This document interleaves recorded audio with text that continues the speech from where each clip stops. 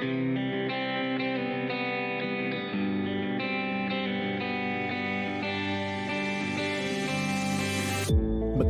Components, Season 2, Episode 49, Incognito Mode.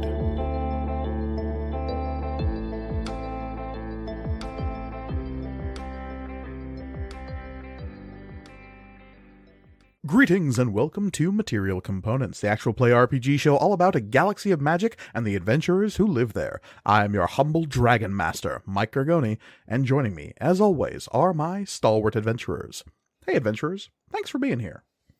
Heck yeah. Hello. Nobody else here? Sorry. It's just Listman and I today. Yeah. Sorry, guys. You're good. Do the rest of the show. You too. Go. You're Oswald and Florian now. Solo adventure. Yeah. Hell yeah. It's not just the two of us. It's all of us, including me, Olivia, who's playing Florian of Akalar today. I'm Elliot, and I am playing Shay. I am Michael, and in today's episode, I am playing Oswald Octavian Theophilus III. I'm Reed, and I'll be playing Amari.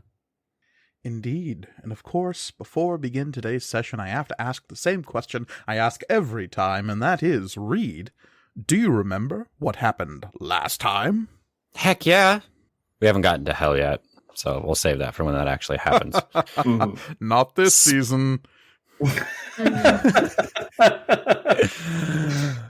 Great. Looking forward to that so much. But yeah, so we have, in the last several episodes, we have returned to the Storm's Repose and successfully flipped Victoria Silvaro, our sort of antagonistic director of the Storm's Repose, who have sent us out on missions only to try to see us killed by said missions. So we have flipped her to our side now, seeing that Aegis Tech is not doing the best for the galaxy. But having flipped her, yeah, actually not that great. Not that great of a company. They have a good PR team, is why no one finds out about it. But yeah, after having flipped her, we decided that it would be best for us and our goals to help the Cole Foundation and to, thwart the evil machinations of Aegis Tech to remain dead. Our current status is missing in action, presumed dead, right? And we were going to do that for a short span of time before returning to life.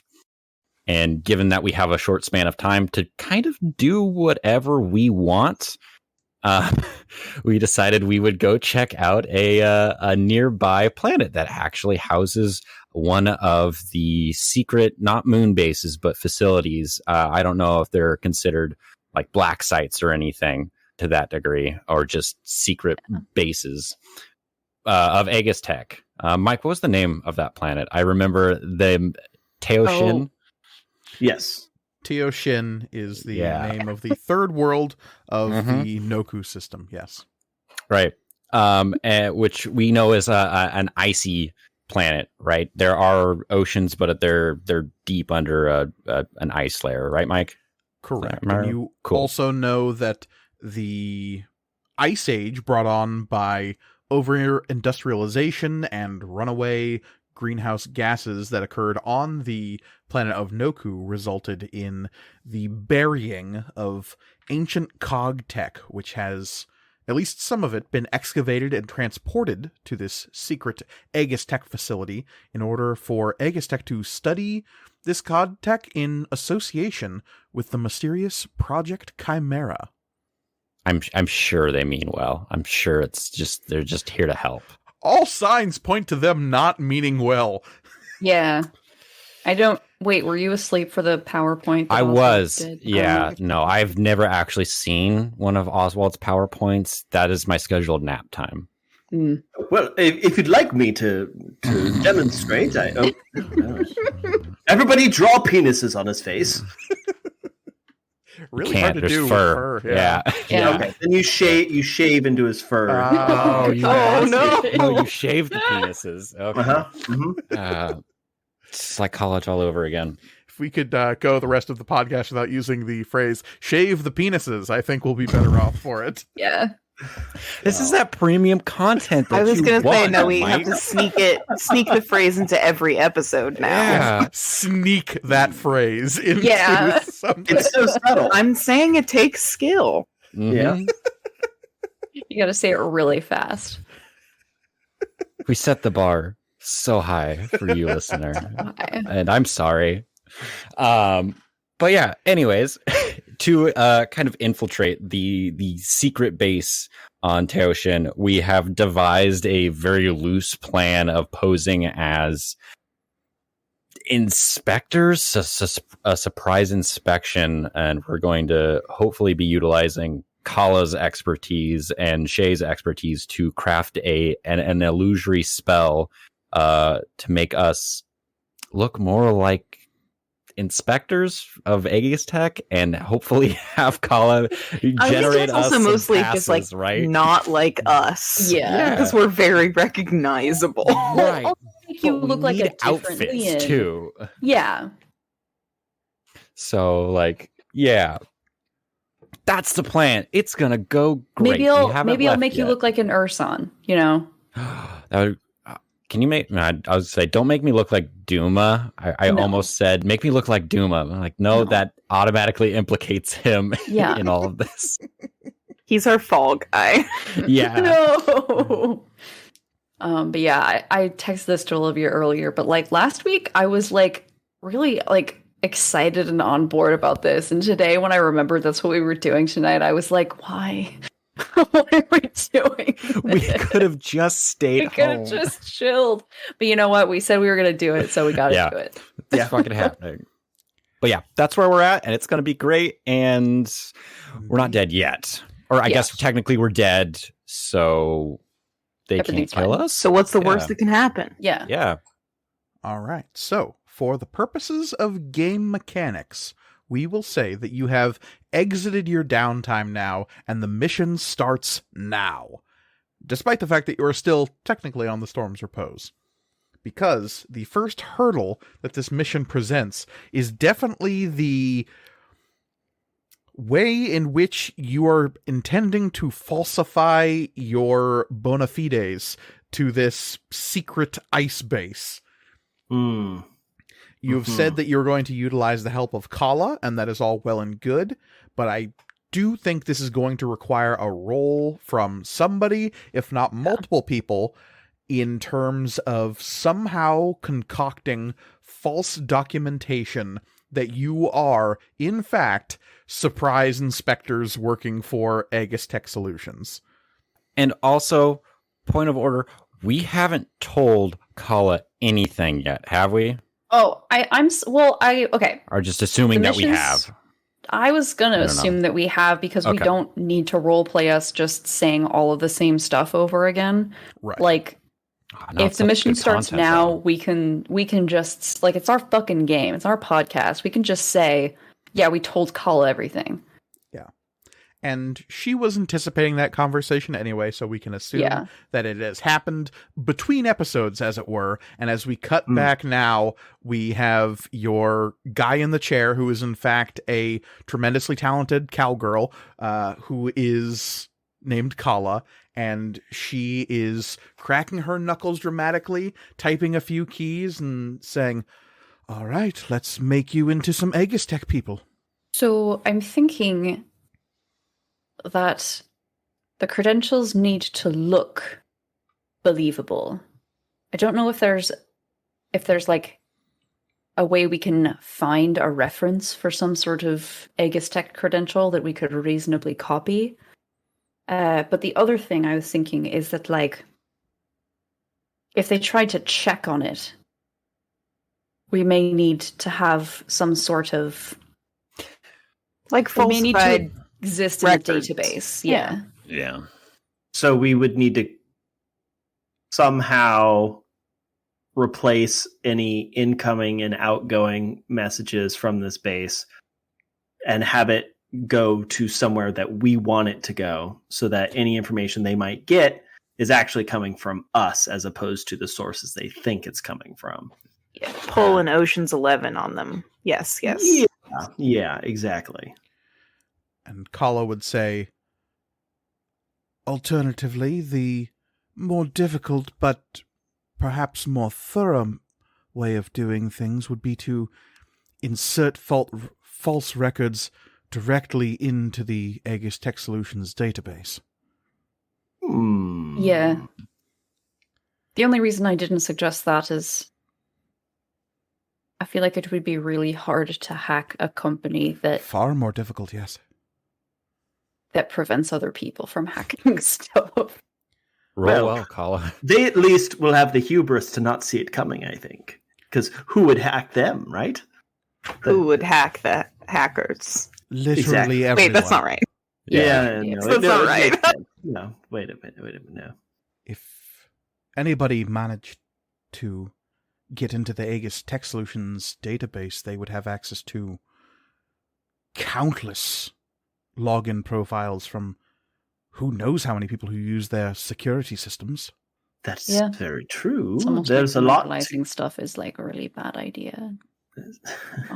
Anyway, There's a But lot of information that could be gained from that. I see what you mean, Kala. simply finding our way into their personnel database may be less tricky.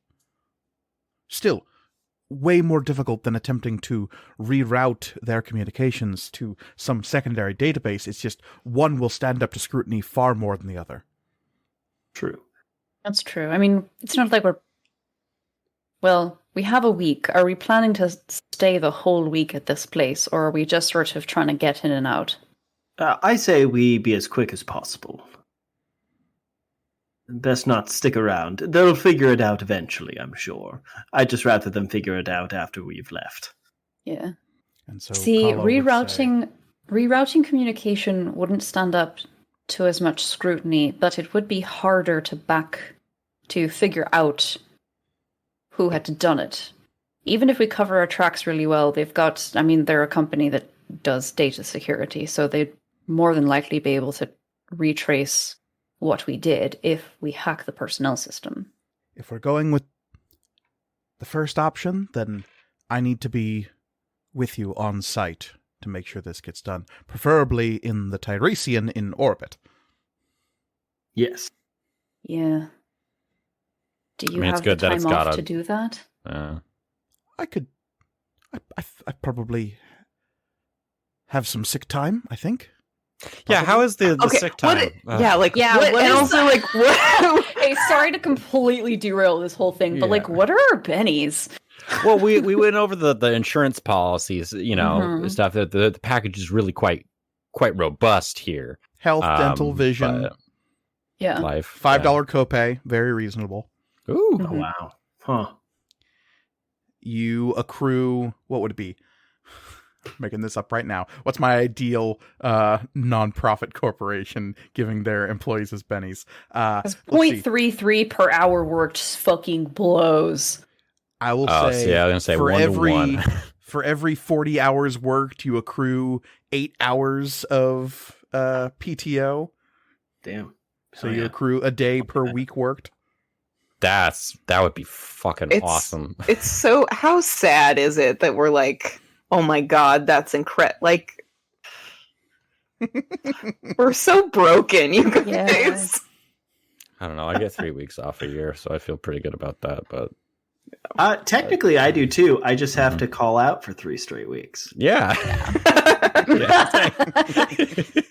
See, I was gonna say, like, in Oregon, technically, you can you can take up to 12 weeks, and they can't fire you. You just don't get paid for them. Yeah, well, yeah, that's the thing. Anyways, speaking of pay and just like the inconvenience of it, I was going to say we could also kick in from our. Yeah. Pay her for God, I everything. just had. Yeah, I had the Discretionary word. fund. Yes, thank you. true, we spent almost none of that. Yeah. That's true. Well, we spent some of it to get some stuff to be able to talk to But not a lot. but not a lot. Yeah. Yeah. And the big thing with people who work and live on the Storm's Repose is you're not losing where you sleep. You're not losing meals. You're always going to have a place to sleep and food to eat. It's just whether or not you have any spending money. Yeah. Yeah, and that's mostly what it is. It's like just the inconvenience of having her take time off from her projects is inconvenient, and yeah. But she can swing it. Yeah, we'll give obviously we can pay her to help us out. Like just because we've like made her part of the team doesn't mean that she has to do shit for free for us. Especially shit that's dangerous. We'll kick her some hazard pay. It seems nice in the context of she's lived her entire life as an indentured servant. Yeah. So her frame of reference is very, the bar is very low. Yeah. Yeah. But yes, so the plan is to have her set up in the Tiresian, hopefully in orbit around the planet, so that when they try to signal out to confirm your story, she is the one to intercept that communication and confirm your story. Awesome. We should also because she was able to notice when we approached the Storm's Repose. So perhaps, so she would know how to upgrade perhaps our ship in a way to keep it from being observed. She was specifically looking, like, had something specifically set up for us, though. Okay. Gotcha. Yeah. Though, if you wanted to attempt some role between her, Duma, and yourselves, you could probably figure out something so that the Tiresian doesn't read as the sort of ship that it is. That's true. Mm-hmm. Making it invisible, very difficult. Making it Yeah. signal and like have a transponder signal as something else, not difficult. But okay. Or tricky but doable. Yeah. Right. So giving I almost said RFID, but what was the thing? Identify friend or fae. Mm-hmm. Yeah. IFF signal. Yeah. Yeah. If we have the like the transponder code of a big Aegis Tech like battle cruiser or something that we would be deployed from, might give them be like, oh yeah, shit, they're the real deal. Yeah, or some sort of official transport vessel. Yeah. Mm-hmm.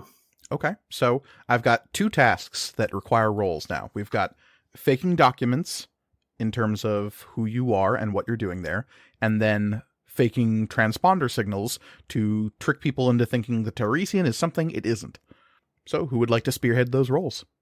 Now, what do we think the best talent for those is going to be? Like, Aether Tech probably for the ship thing, but like maybe craft, but I don't think any of us have Florian might, but okay. I don't have basically forgery? any skill.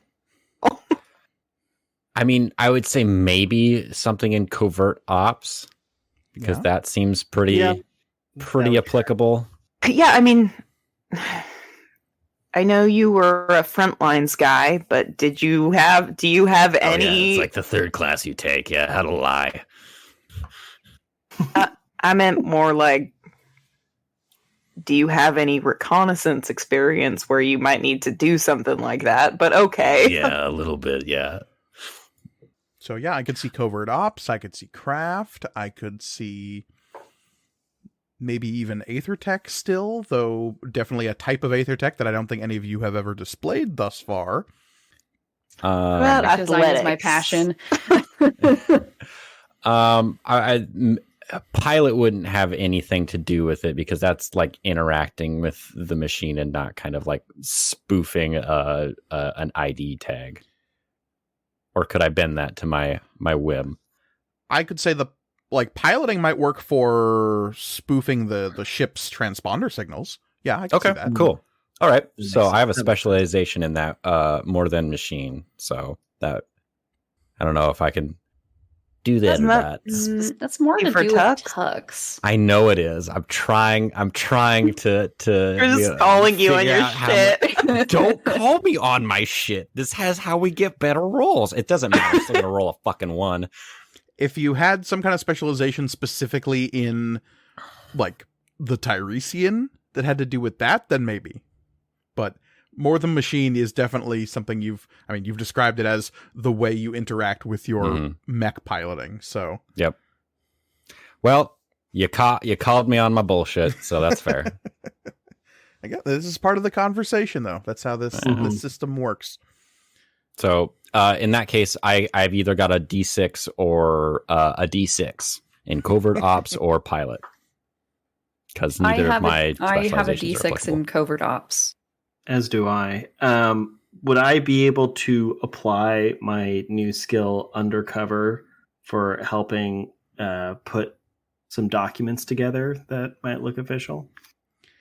So you have a covert ops specialization that is being undercover? Yes. It You might wanna sounds like roll on you those. are trying to go undercover here. Yeah. Okay. All Yeah. right. You know, you got to get the big scoop, and sometimes you gotta go undercover to get that. That's also means that whoever doesn't spearhead the other role can assist one or the other of you. Mhm. Right. So I can help out with this. And did you say, Mike, that Duma would be helping out with this one as well, potentially? Duma and Kala's aid is effectively just adjusting the difficulty level. Oh, okay. Here. Cool. They're not necessarily adding dice to the roll. Sweet. Yeah, you got a D6 to help out, my friend. Okay, So, great. Oswald, if you are spearheading the making fake documentation for yourselves, I would say you are trying to create documentation that says you are inspectors working for Aegis Tech Solutions who have clearance to get into some kind of secret technology development base that very few people know about, part of a clandestine operation involving Fae and Cog technology that could possibly result in a house war breaking out if the information about it got out. So that Yeah, that actually about might sums work it up. Yeah. that actually might work in our favor, because hypothetically the people who would be doing this, the people who are at this site might not even have clearance on whoever would be inspecting them. So if they're vague documents, or if it's not super accessible, that kind of works in our favor of, oh shit, these are like high ups.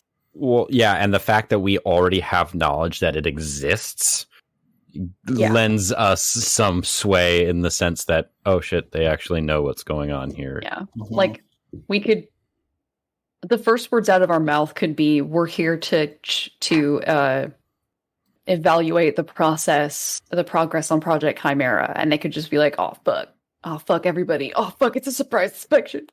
So that being said, it would be pretty incredible if you could come up with documents for not only yourself, but 3 other individuals stating would. all of this stuff. Yeah. So that makes the difficulty 25. 25. Okay. So I've got a D what from you, Reed? D6. 6. And a D6 from me.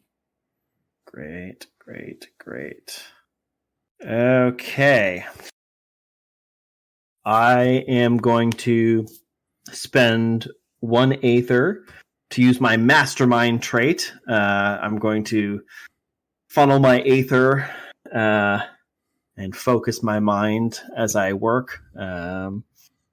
And so that doubles my tactic and talent die, which is nice.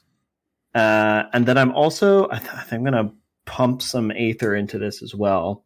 So I'm going to do 2 aether. So I'm spending 3 in total. Seems reasonable. Yeah. So what's the total pool you've got going here then? I've got 4 D10s and 4 D6s. Nice. Seems good. Seems some big numbers that might come out of this. We'll see. Mm-hmm. Yeah. Encouraging.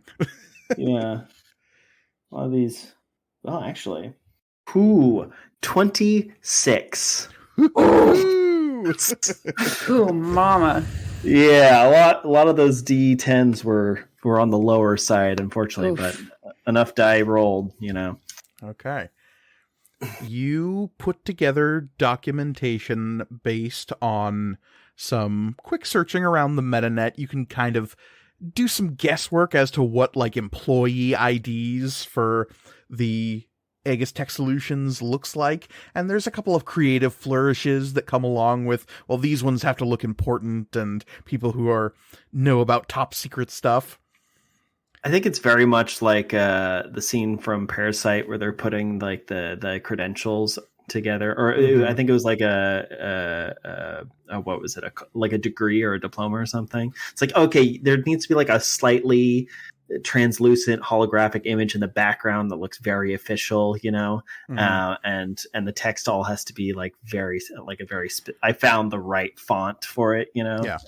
Now, Listman, what I'll say is what I need you to do right now is write down what everyone's fake names are going to be and don't tell anybody while we resolve the next series of rolls. Yay! And let's just, this is Oswald coming up with these. Yep. So, Yes. Oh boy. Oh my god, I'm so excited. Guys, I've got a lot of work Damn to it. do. This game is so fun. And I'm We've given him too much power. Oh, yes. I'm just waiting for Vice Admiral Doo-Doo Head or something, It's pronounced Duduhe. Yeah. Duduheed. Excuse me. But yes, you start working on that. We'll come back to you when it becomes relevant in the story. Oh, excellent. For those names, yes. Meanwhile, while that is being processed, somebody else is spearheading the attempts to reconfigure the transponders of the Tiresian so that it reads as some kind of ship that won't be immediately suspicious if it is parked around this moon. Who, besides Oswald, is spearheading that? Probably gonna be me. Okay. Yeah. And again, you have Duma and Kala's help with this. Yeah. I will say this role is not as difficult as the one Oswald just tried to do. You are simply changing the signal readouts aboard the Tiresian, and this ship seems weirdly modular where that is concerned. So the fact that you even have this particular ship actually makes this role significantly easier than it might be otherwise. Yeah. That being said, it is still hard, so we're looking for a 20 here. Is this more of a hardware or software change? Software, mostly. Okay.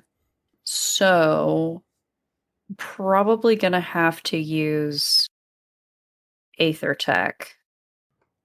Would my hacker voice, I'm in, specialization be good for this one, or... You are trying to do something that is a little bit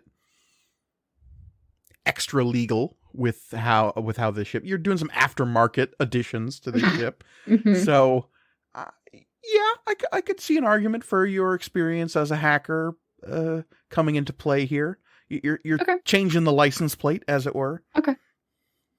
Filing off the serial numbers. Yeah. Excellent. It's more like if you were driving a Prius and the license plate said you were a semi-truck, but yeah. I mean, we are a Who's to say semi-truck, it's so... Okay, so that's a D10. So anyone besides Oswald who has some Aether Tech would be able to help with this. How many things can I help with? You can help with this. Woo! D6. Lovely. Never know, I that promise- one might help. I promise I'll be helpful with the influence rolls later when we have to actually deceive people.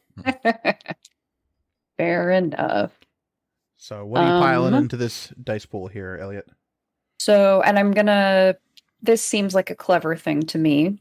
Mm-hmm. So that is my tactic. I have my D6 from Florian, And I'm going to, let's see, so that's 26. We've got D6 already from just Amari, not possible. Florian. Oh, yeah. I Yeah. apologize. From Amari. So that's 26 possible just from that. So I'm going to put in 2 of my own Aether, which bumps that possibility up to like 38 or something. So what's the total dice pool we've got going on here? 2d10s, 3d6s. The risk I took was calculated, but boy, am I bad at math. I just want to get us better about calling out exactly how much dice we're rolling in a given roll. Yeah. Totally understandable. My d10s were pretty good, though. So that is a 19 just from the d10s. Nice. And we've got a 12, 29, 30, 31, 32, 33, 34, 35. Damn, that is a critical victory if I ever heard one. So you can Taking out the either moon base. Well, that might... it's always going to be funny. Yes, indeed. Your options are basically get an Aether back, or that's pretty Alley-oop. much it. Yeah, you could alley-oop something. You could, because you did Clever just now. Yeah. So we could throw an alley-oop on Clever if you wanted to have that ready to go down the line. Don't do that. Take the Aether back. I am going to take the Aether back. Okay. Considering the changes we've made to the Aether Leech property. Exactly. Those of you with Aether Leech, I hope you've written that down just so you're aware of the alterations that have been made. Yeah, actually, I do need to do that. 1 leech equals 1 void dice. And just for, I believe Listman's the only one with one of these traits, but the traits that double your tactic and talent dice, like Mastermind, we've also changed recently so that they can be used more than once per scene, though at the cost of void dice as opposed to the Aether die it costs to do it the first time. I have the Daredevil okay. trait, so yeah. There we go. He's applicable. As you've succeeded greatly at this task, so you can basically make the Tiresian show up as pretty much anything you want. How dramatic do you want to get with this? Imperial cruiser. No. That's so... I like the idea of them just like looking out the window and being like, it should be right there. Where is it? The supercarrier Thesian has entered the system. Oh boy. The ship which shattered the Dominion is here now. Yep. Get ready, motherfuckers.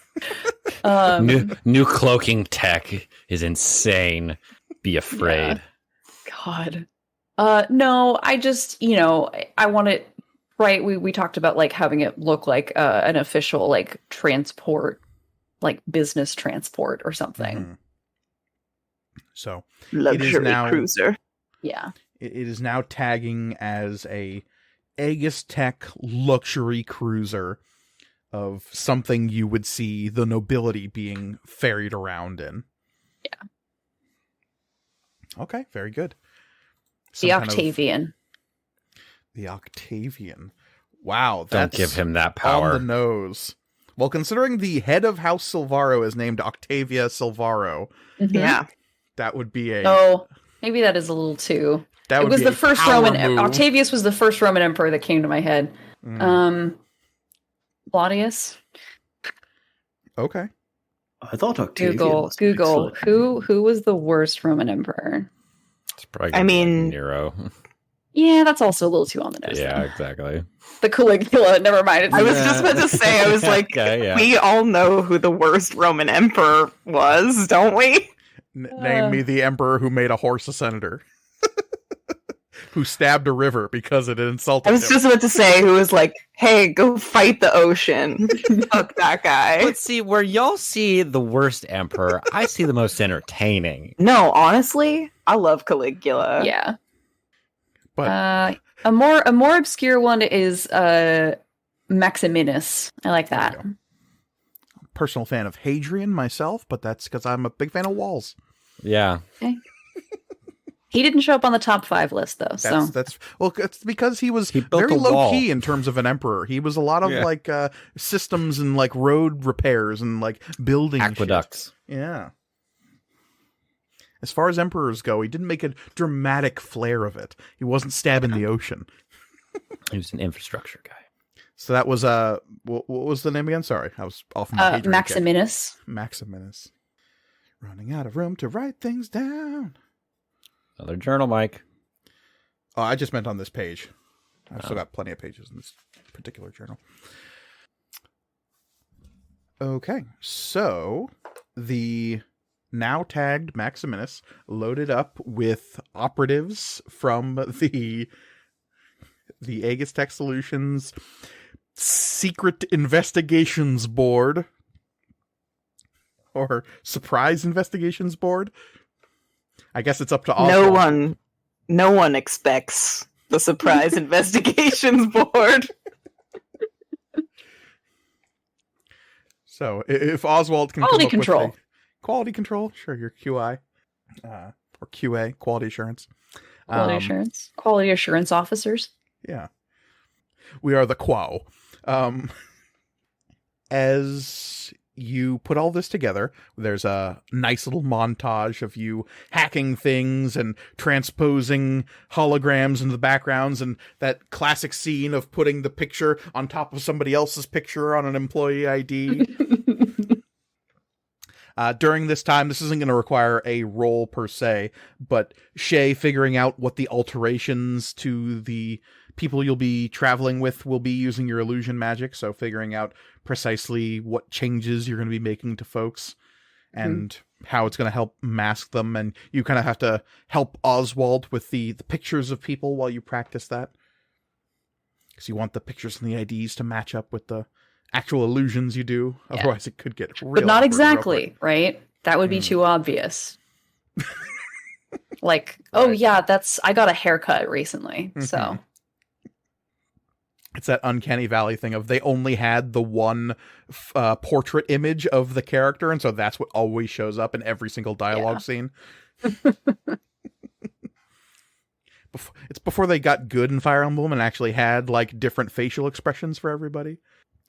As you put all this together, you're very happy with your results across the board, and you are ready to go. The big problem with still being dead is, of course, you cannot really requisition any more equipment before your mission. So what you got is what you got, and you're hoping on your own abilities and the abilities of your allies to see you through this particular outing. an important question. I know businesses don't have these, but you know how like colleges will have like the student body like percentages of like the what is the word I'm looking for? The Like demographics? demographics, yeah. Do we kind of know what like the demographics of the employees like when we were at the secret moon base on Talgan 3, like all the dead bodies, were they mostly like Midrian? Midrians, a few elves, and weirdly enough, there was one gnome. Okay. You know that Aegis Tech Solutions is based out of the Canis Empire. Right. Yeah. Culturally, they are predominantly Midrian, elf, little bit of gnome in there. Seeing a Leon, a Taro, and an Avia would be odd. It's not unheard of. I'm sure there are individuals who work for Aegis Tech Solutions of those species, but it would definitely raise some eyebrows. Yeah. Aegis Tech Solutions presents itself as a very egalitarian place where they hire folks of all cultures and stripes. Right. If they are qualified for the job. Yeah. I would say Avia would be less suspicious than, say, a Taro. I was gonna say, I think Florian might be the one you have to change the species of. Yeah. So definitely Oswald's just going to be a different Avia, a different little Avia. Probably going to have to make Florian a very tall Midrian. Or possibly an ogre. I was gonna say, that was what I was gonna suggest. Yeah.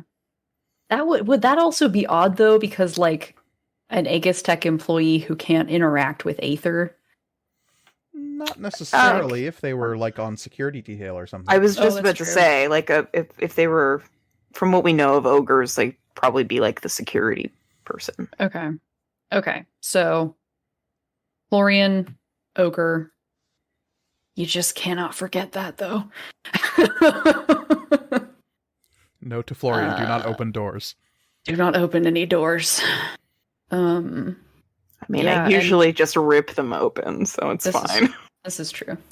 I mean, what about Florian's mechanical arm? Is that gonna well, it be just I'll just make it perceived look as like a regular arm. right? I'm just making sure. Like ogres can't have mechanical arms in the same way that like Florian has when powered by Aether. Yeah. They So would I have, just will make it look like a okay. flesh arm, like the flesh people have. Ah, yes. Yeah. Also, point of fact, ogres can have artificial limbs like that. Ogres don't not have etherics.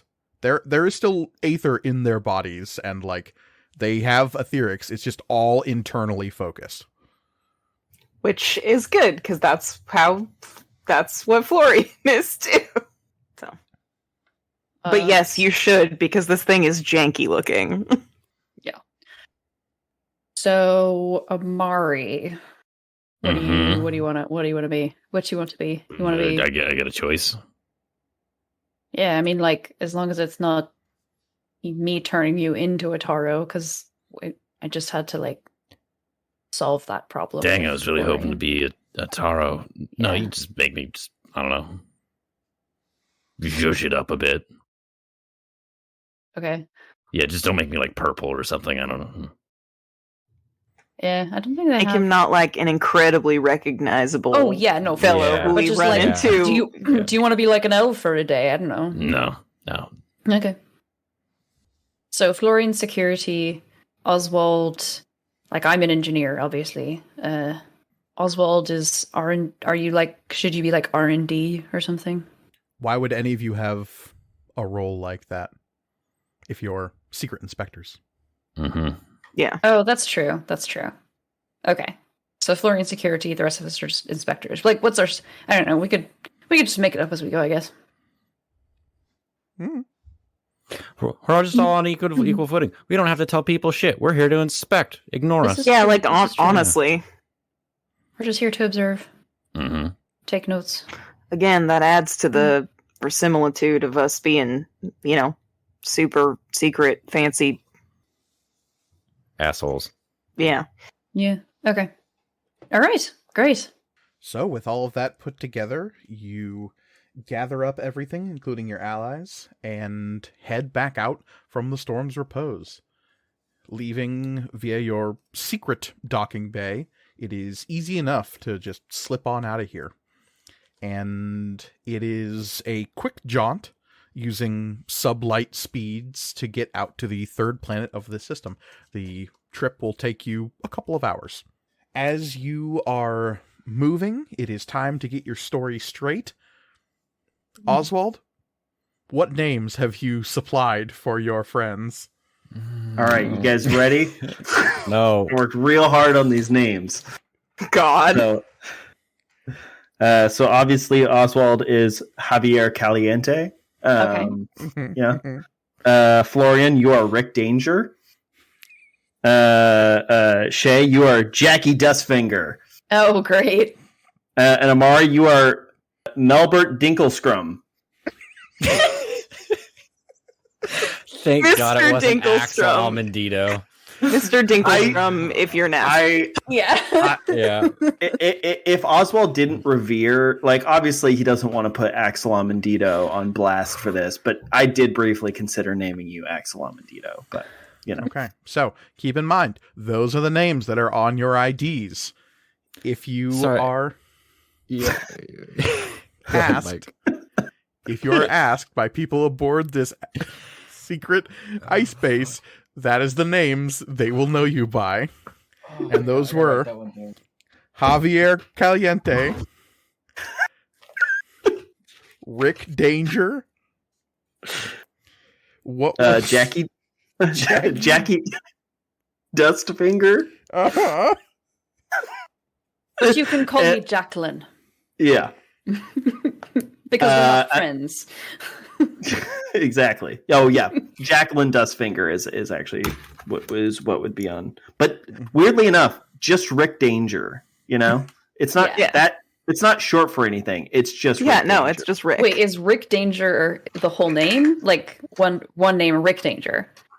It's all one word. It's just like is all that the what you letters said? Together, Rick Danger. No, I just mean it's not Richard Danger. Oh, okay. It's just Rick Danger. And then of course Melbert. Melbert. Dinklescrum. Din. Spelled just like it sounds. Well, yes. Very good. I had an expectation, and you exceeded it, my friend. Oh, thank you. I'm just, the best part of this is the cinematic of Amari just standing there looking at this ID, just like so disappointed. I honestly don't know what I expected. So you are passing out these IDs that you've managed to create using the 3D printer and other technologies that were available to you in the secret base before you left. Mm-hmm. They are very official looking, but just vague enough to where they don't actually say anything besides your names and pictures.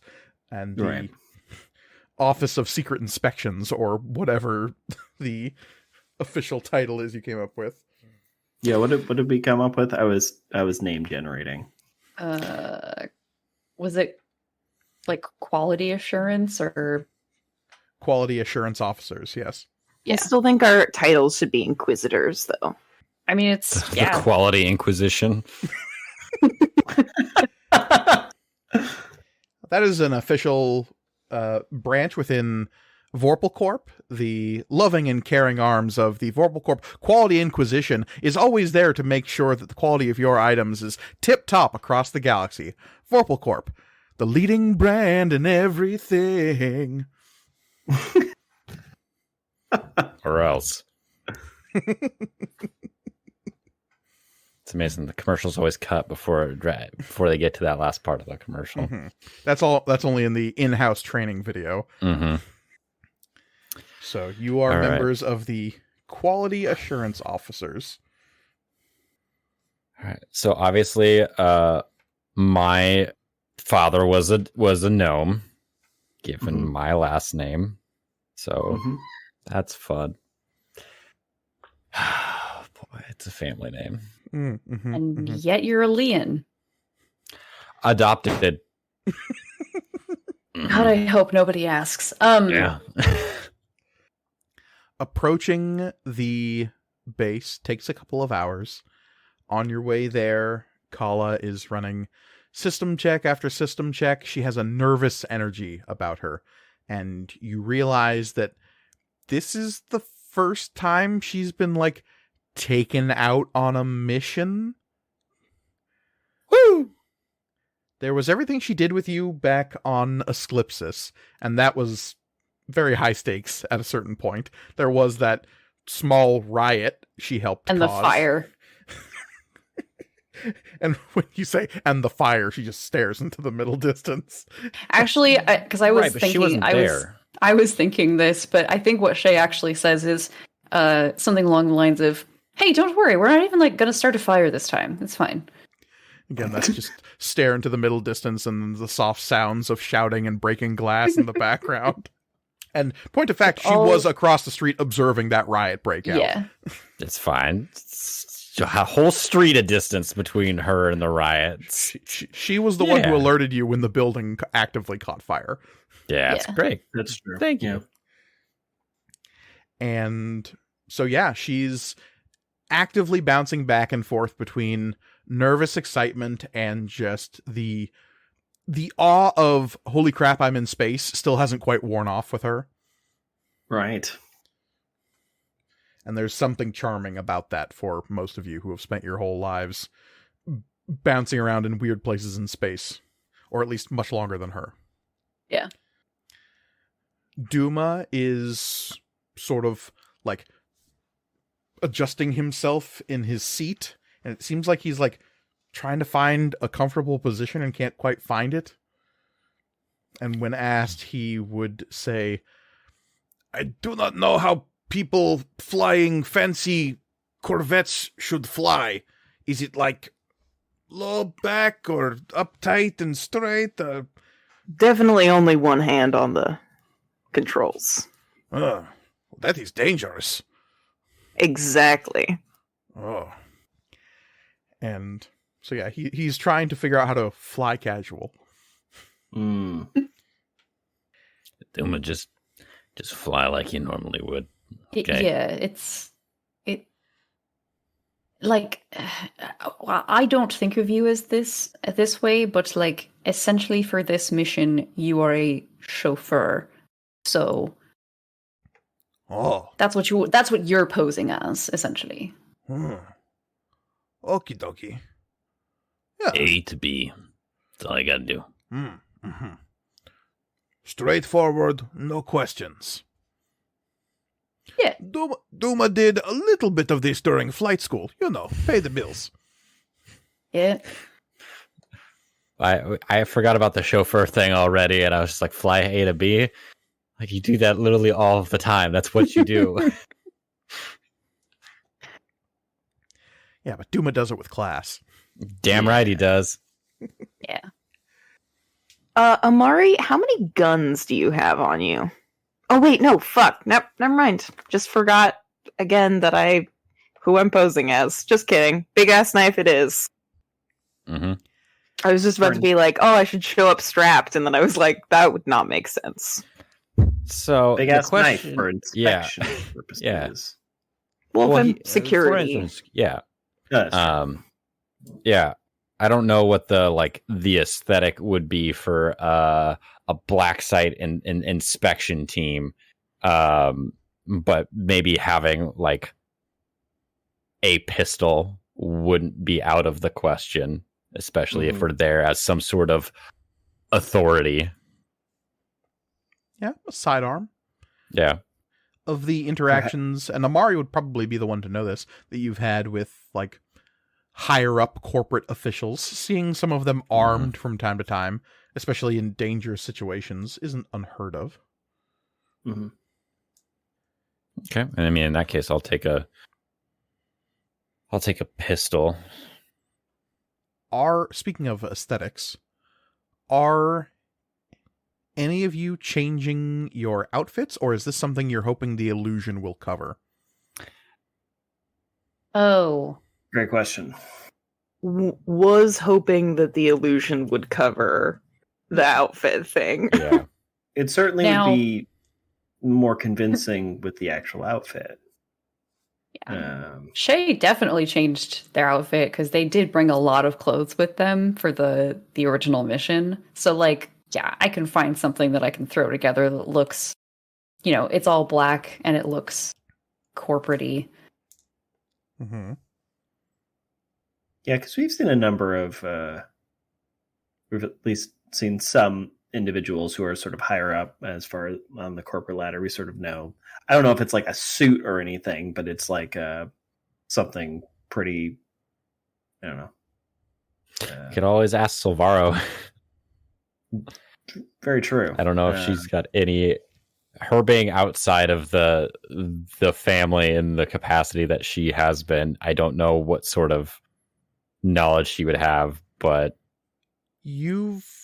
what you've personally witnessed are the clothing on the corpses of people working at one of these facilities, the suits of armor that weird cyborgs were wearing, Probably not that. and that assassin wizard who came after y'all. Yeah, so probably not that either. Yeah, What were the also corpses in a wearing? raptor.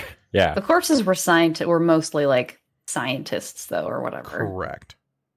So, at least in terms of what somebody from Aegis Tech corporate would wear, you have no personal experience with that. But we're also part of a fake branch that doesn't really actually exist. True. So we could All we probably, as long as we look expensive and corporate-y, it doesn't really matter. Should we all be wearing like the same thing, essentially? Like we're part of a specific branch. We get a specific outfit to designate us, essentially. I feel like we should all look like the people from, oh god, what was that game? What was that shitty game? Oh, it was the remake of Syndicate. They're like corporate espionage, like assassin people, all black, leather, straps. It's funny that you said all black leather because confession time, I just rewatched the Charlie's Angels movie. Oh boy. And the scene where Lucy Liu is the fucking like corporate development officer and she's just wearing like all black leather and has a fucking crop with her. Very good. That's like what I'm imagining Shay is wearing. That all being said, if you all want matching outfits, that sounds like something that's going to need to be accomplished with illusion magic, which will make Shay's role with that a lot harder. I gotcha. Changing facial features and like basic outlines of stuff, that's one thing, but maintaining a full body illusion, which is already something you're basically having to do on Florian anyway. Yeah. True. Yeah. But having to do it on 2 to 3 more people. You know. For Florian, I mean, I could literally he could wear the nicest things he owns, which again, if his role is slightly different than everyone else's, if he doesn't fully match, that's probably fine. I imagine it's like an old-timey bartender, like a old West bartender where it's like shirt sleeves that are rolled up and then like a black high collar, like black collar clicking noise. No, sorry, a black vest over like a high collar. Can't remember what those fucking shirts are called. The ones with the really stiff necks. I know what you're talking about, though. Yeah. You want to look like someone who would serve up a sarsaparilla. Yeah. Got it. And kick your ass while doing it. I mean, yeah. Just like sarsaparilla. The drink. Expensive, but you know, tough. Rough and tumble if they need to be. So the rest of you? I have, decided that I am wearing exactly Lucy Liu's outfit from Charlie's Angels. Fair enough. Yes, I'm so glad I manifested that. Thank you, Elliot. And the rest of you. Mostly I'm just asking this to determine the difficulty of the role I'm about to ask Elliot to do. Yeah. What is Amari wearing? Oh, I posted it. I found it. Yeah. Can you describe it for our audio listeners? No. Okay, let me see if I can do this justice. Yeah. Okay, it's either that or Adam Jensen from Deus Ex. Oh, shit. So imagine it's a trench coat that is more form-fitting.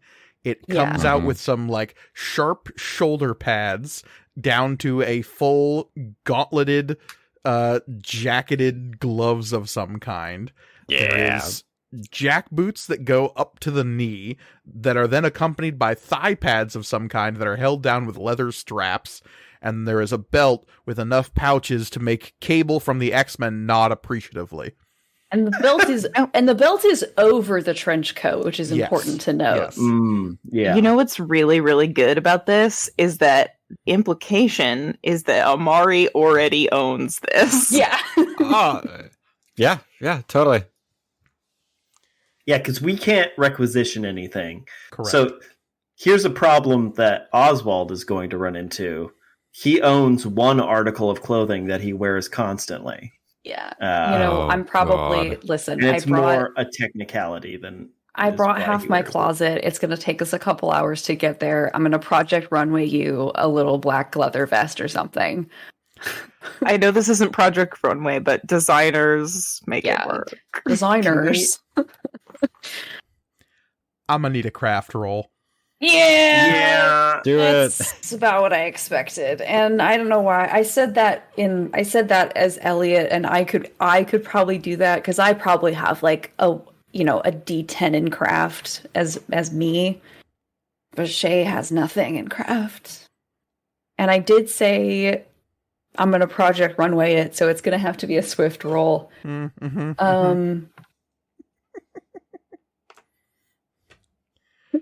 What's the difficulty we're looking at here? I would say this is challenging. It's a 15. Okay. It's just a vest. It's just a vest. And I would like to reiterate that there are Avia that wear more clothing than Oswald does. That's very true. Honestly, what I was thinking was like an actual like suit as something. Well, let's put this vest together, I suppose, and see what happens. Yeah. Oswald's decision to Donald Duck it everywhere is one that he personally lives with, but is not shared by the entirety of his species or culture. Well, here's the thing: he's not exposing anything due to Avia anatomy. That's not really a concern. But It's not like Donald technically Duck. illegal. yeah, it's not technically illegal. But there is a brief moment at the beginning of every conversation where people adjust to the fact that you're not wearing pants. No one has commented on it, but it is just I have noticed this, and now we are moving forward with the conversation.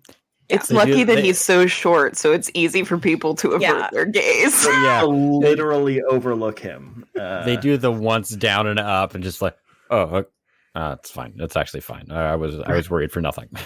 Perhaps a clip-on tie? No. Just clipped onto his feathers? I do probably have clip-on ties.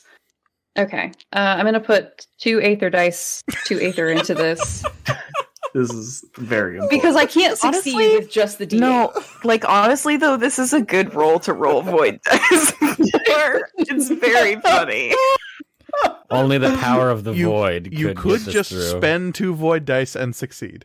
Yeah, actually, that's not a lot, so this is worth it.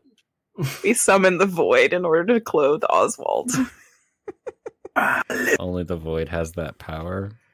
Mm-hmm. Is that what's happening? I put 2 void dice into your pool, and now Oswald has a little outfit. There we go. Very good. Good God. Does he have pants now or no? I'm just trying to figure out. I feel like the Reality pants would have made it more difficult. It's that scene from the Lego Batman movie where Robin gets the new outfit and goes, "Oh, well, I know how to fix these." Rip. I'm not making him pants just so he can rip them off.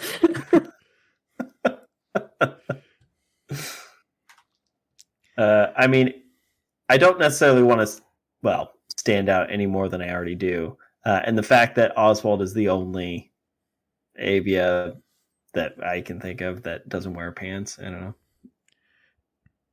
But also, my name is Javier Caliente, so that's true. People might actually accept it more. Yeah, that's true. You know what? You've convinced me. Okay. It's all part of the aesthetic. Mm-hmm. Yeah. Arriving near Teoshin, you are struck by just how densely populated with ships the Noku system is. You never really leave sight of spaceships in this system as you're flying around, especially if you're in an orbital trajectory towards other planets in the system. Obviously, you're in 3-dimensional space. You can fly up and down and away from the star system if you like, but just how planetary orbits tend to do. You get on a gravitational disk of some kind, and the orbits of the planets sort of orient themselves towards a certain horizontal plane.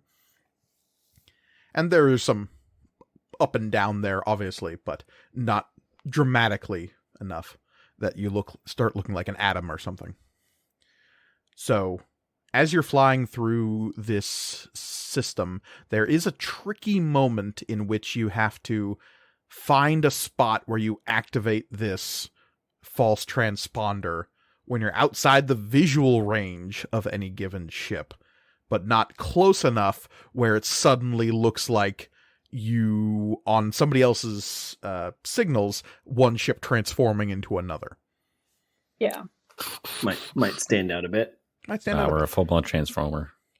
Especially because you know that there are 2 Aegis Tech Solutions heavy cruisers in the system, one of which is close to Tio Shen, and based on your research last time, you were able to figure out that there are signals passing back and forth between that cruiser and the base, but they're mostly just binary check-in signals of, you still there? You still there? Okay, good. There's no actual, communication happening, per se. That's good.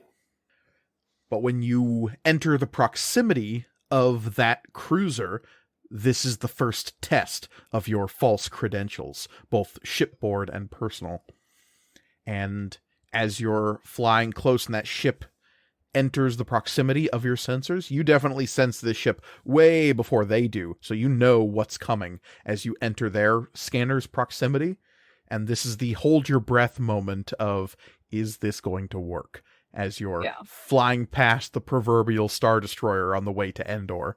And as you cruise on into their scanning range, you never actually see this ship. It's too far across interstellar distance for your eyes to actually make contact, but your scanners are well aware of the ship's position on the far side of the planet. And as you enter their scanner range, there's a slight ping that comes out from their ship, pings against yours. The 2 ships identify each other, and as soon as they do, the other ship hails you. Who wants to answer it? I'll answer it. And you can take this call audio only, holographically. It's up to you. Audio only, probably, we're thinking. Say audio. Yeah, audio only sounds good. And it will say, or a voice on the other side will say, Cruiser Maximinus? I'm sorry, we weren't expecting you. I should hope not. We are here for a surprise inspection, after all. Oh my, I will inform Captain Livia right away. She will be, we had no idea there were any, I suppose we wouldn't, we will make docking ready for you as soon as you clear the planet. We're not here for that. We're not here for the ship. We're going to the... Oh, I thought this was the... Nope, this is just the... This is the cruiser. Oh, the cruiser. Oh. Okay, then fucking shit, never mind. With all due respect, we're not here for you. I'll spend an XP to pretend I was paying attention. That's what I wasn't doing sketches of all of us in our outfits. Shut up. Yes, this is the Cruiser Maximus. We are quality assurance officers. We are here to perform a surprise inspection on the planet. On planet, yeah. I see. If you could just... one moment, and they put you on hold. This is going in the report. And then it will come back online, and they will... Whoever this is on the other side will say, Cruiser Maximinus, you are cleared for planetary insertion. We will forward your ID to planetside. Thank you. Will that be all? Is there anything else I can do for you today? They say in a mild, that's not how you sign off on official corporate channels. No, dismissed. Over and out. We're a secret quality assurance team. We don't play by the rules. We get results. Man. Are you guys all ready to be really mean and like I don't know, weirdly Yes. dismissive? Oh, I Yes. thought you were gonna say, are you guys all ready to get shot out of the sky? Oh, well, I mean, there's that too. Yeah. Also, yes. Also, yes. And when I say heavy cruiser, it's not as though that ship, or at least reportedly, that ship that's in this system has like a battery of weapon systems. It's not a war vessel. It's just a heavy corporate cruiser that is meant to be here as a corporate presence for people and trade in the system. Oh, I meant from the planet. Oh, yeah, that but might yeah, be. them too. Okay, so bringing the Tiresian into orbit, you are quickly hailed yet again by a signal from the planet. Shay, round 2. All right. I mean, I can take it if you want. Or I mean, I feel like I did a really good job. you did do a very good job. So, I'm here to back you up. Appreciate it. I'll do hologram on this one, but like just of me. Okay. The hologram that appears is of a bespectacled Midrian man of middle age. Did we did not do the roll for the glamour yet, though. We're about to get there. Okay. Because especially if you're doing this in hologram. Okay. Gonna be fun. Because what are you disguising yourself as? Well, I'm just gonna look like a different elf. Okay. Honestly, That's- I think I'm really only like changing my hair and eye color. And I'm not even going to necessarily ask for a roll for that then, especially over hologram. Once you Okay. get down and somebody's actually staring at all you, then I'm probably going to ask for a roll. That's fair. But yes, a Midrian of middle age appears on the hologram projector. They are bespectacled. They have half-moon glasses that kind of rest on the bridge of their nose. He appears to be dressed very similarly to a lot of the corpses you saw on the moon base on Talgon 3. Like the lab coats and the long gloves that come up underneath the sleeves and the kind of like buttoned coats across the front. They glance towards you and say, "This is Administrator Blandistopian. How can I help you?" Good day, Blandis. We are quality assurance officers of Aegis Tech Solutions, and we are here to perform a surprise inspection to check on the progress of Project Chimera. I see. Well, I'm going to need some kind of lying to this person roll. All right. I do have a D6 in influence. That's good. This is pretty. I would say this is pretty bold. Sure is. I would Yeah. agree. Some might even call it a bold-faced lie. And I'll be quitting the podcast now. Goodbye, everyone. Bye, Reed. Never sticks though. That's true. He keeps coming back every week. We literally can't get rid of him. Yeah, well, you instilled a schedule in me for the last like 3 years, so unfortunately, you got to deal with it. This is a lie of pretty epic proportions that you're trying to pass off on this Yeah, it's true. particular administrator. You have just straight up made up a branch of this company, and you are passing it off as something that should be considered important and something that they must be subservient to. Mm-hmm. It would be pretty ridiculous if all of that came together into something that this administrator believed and then acquiesced to. So, first big roadblock here. We're looking for a 30 to deceive Administrator Blandis. 6, 12. I don't even know if we can assist because how would we? I hold up a note card with some like verbiage on it. Yeah, so like I know Florian has something in influence. Could Florian have like coached me before? Yeah, I've got a D6 to give you. I mean, My war hero specialty does not help us. No. Yeah. So you can get a D6 from me. In fact, it might actively hinder you. Yeah. yeah. With a... Yeah, I do not know.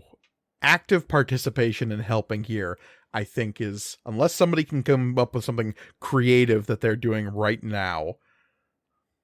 Because if you wanted to have done something retroactively, that'll cost you XP. Yeah. Right. I'm holding up note cards. I was just about to say, there's just a chart that I've drawn of like One standards. large flow chart. Yeah, I don't know. Just roll 5 void dice, Ellie. No. I'm gonna have to use void dice. Sorry. Hopefully I don't have to use void dice. But I'm gonna put 4 Aether into this. You could just spend 5 and succeed. I mean, okay.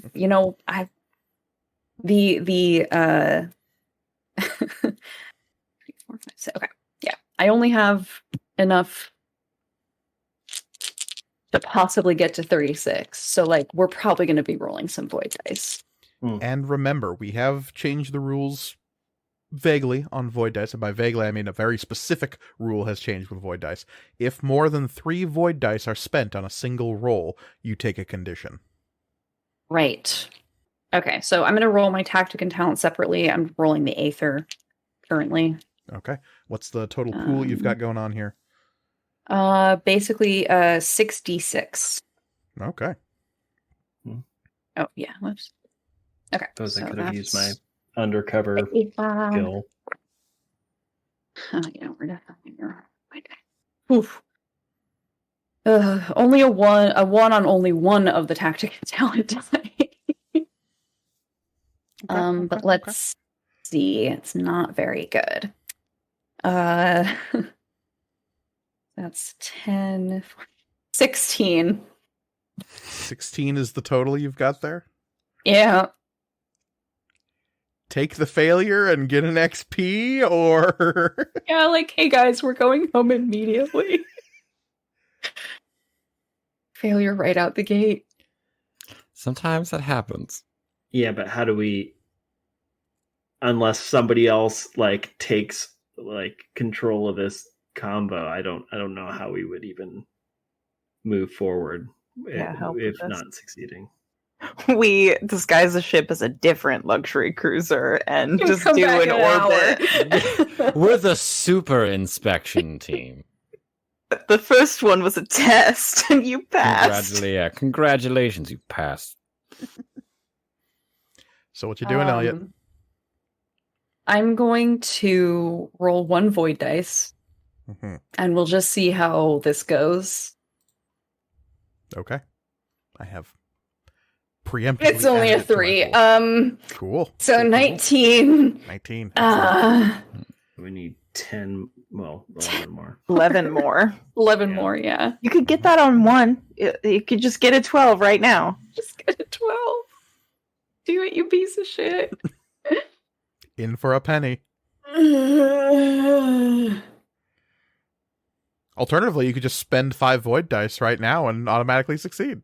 No, you've already spent all of your Aether and That's true. Which the only way you can get back now is by taking more void dice.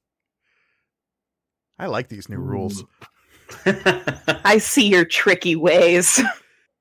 It's only a 6. Okay, I'm putting it on mute. Okay, guys, this plan was terrible. We should just go. I don't want to be dead anymore. We could have spent the entire time on the holodeck just fucking vibing at a beach. You only need 5 more. Believe in you. One Jackie more. Dustfinger. Jackie Dustfinger. That's exactly like as the pause stretches out. That's exactly what Florian just like leans over and puts a hand on Jay's shoulder. 12. Oh, No. One more and we could have a critical success.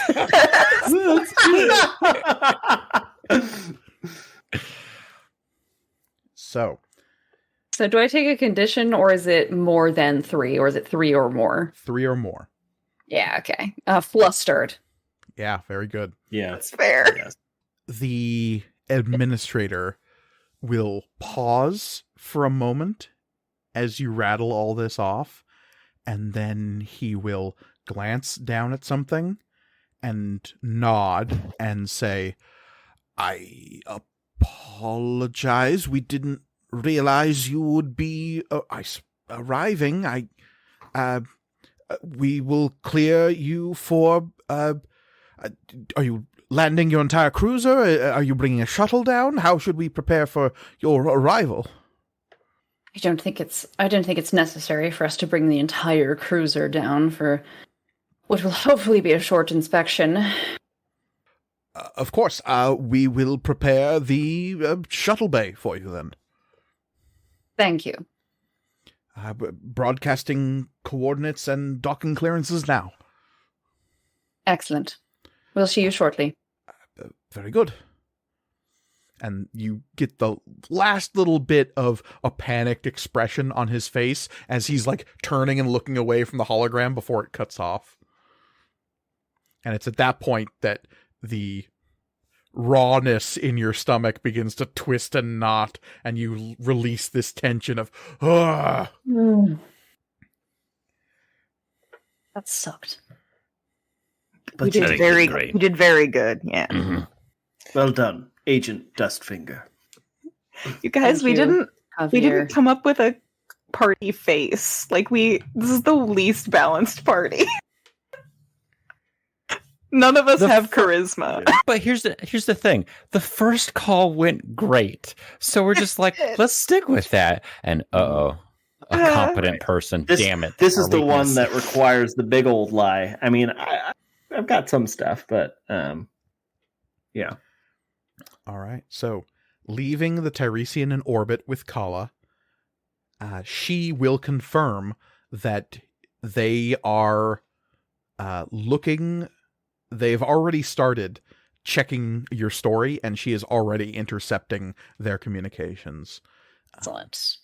She doesn't know exactly how long or how capable their particular data mages are down there, so hopefully she can keep this going for however long you need, but the quicker you are, the better it will be ultimately, but she's not saying you have a time limit necessarily. Yeah. And Duma is ready to take you down there in shuttle number 7. Unless one of you want to pilot it. Does Duma need an outfit, a disguise? No. I mean, if he's not getting off the shuttle, then... Right. Duma had not planned on leaving the shuttle. Excellent. I'm assuming you are not taking the mech. That would be so funny, though. No, I'm not going to take the mech that has the, insignias of the Golden Maid and all that shit. Mm-hmm. That would be so funny. Yeah, I took this from someone. He's probably an asshole. All right. Well, hopping on to shuttle number 7, you fly on down to the planet Teoshen, and you are transmitted several data points to show you where this secret base is. The flight down there is just a quick hop, skip, and jump from orbit.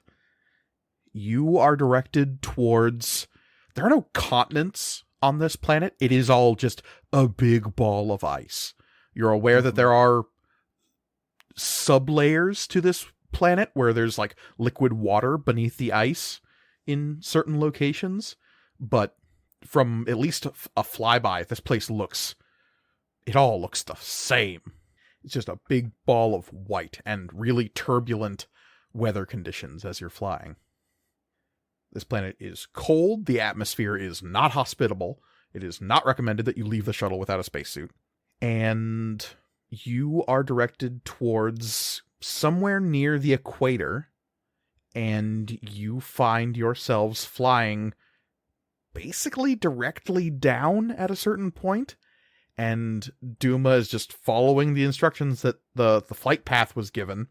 And before you get too close to the ground, you see that a massive set of hangar doors appear in the earth and slide sideways, and a false section of the ice beneath you opens up, and you see liquid water dripping in from different directions into the hangar.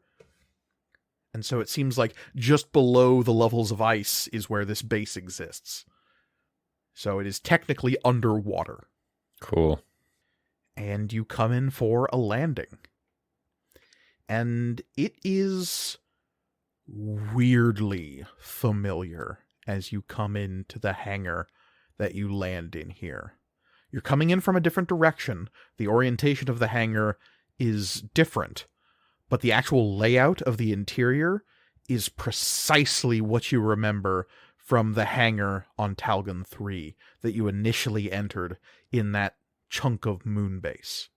Obviously, that one was totally reoriented because of how it was impaling the planet on that shard of moon. And this one is level, and you can actually land, and you don't have to climb around like a bunch of maniacs, but... But what if we did, though? You could. Or it's inspecting your gravity. Looks good. The layout of this place, at least at first glance, appears exactly the same. So you have this enormous hangar that you're coming down into. There's a split level where there's a walkway ringing the middle height of this place. There are a series of doors on either side of this long, think football field sized hangar. There you see multiple shuttles have landed in here, and you are directed towards a landing pad near the back of the hangar.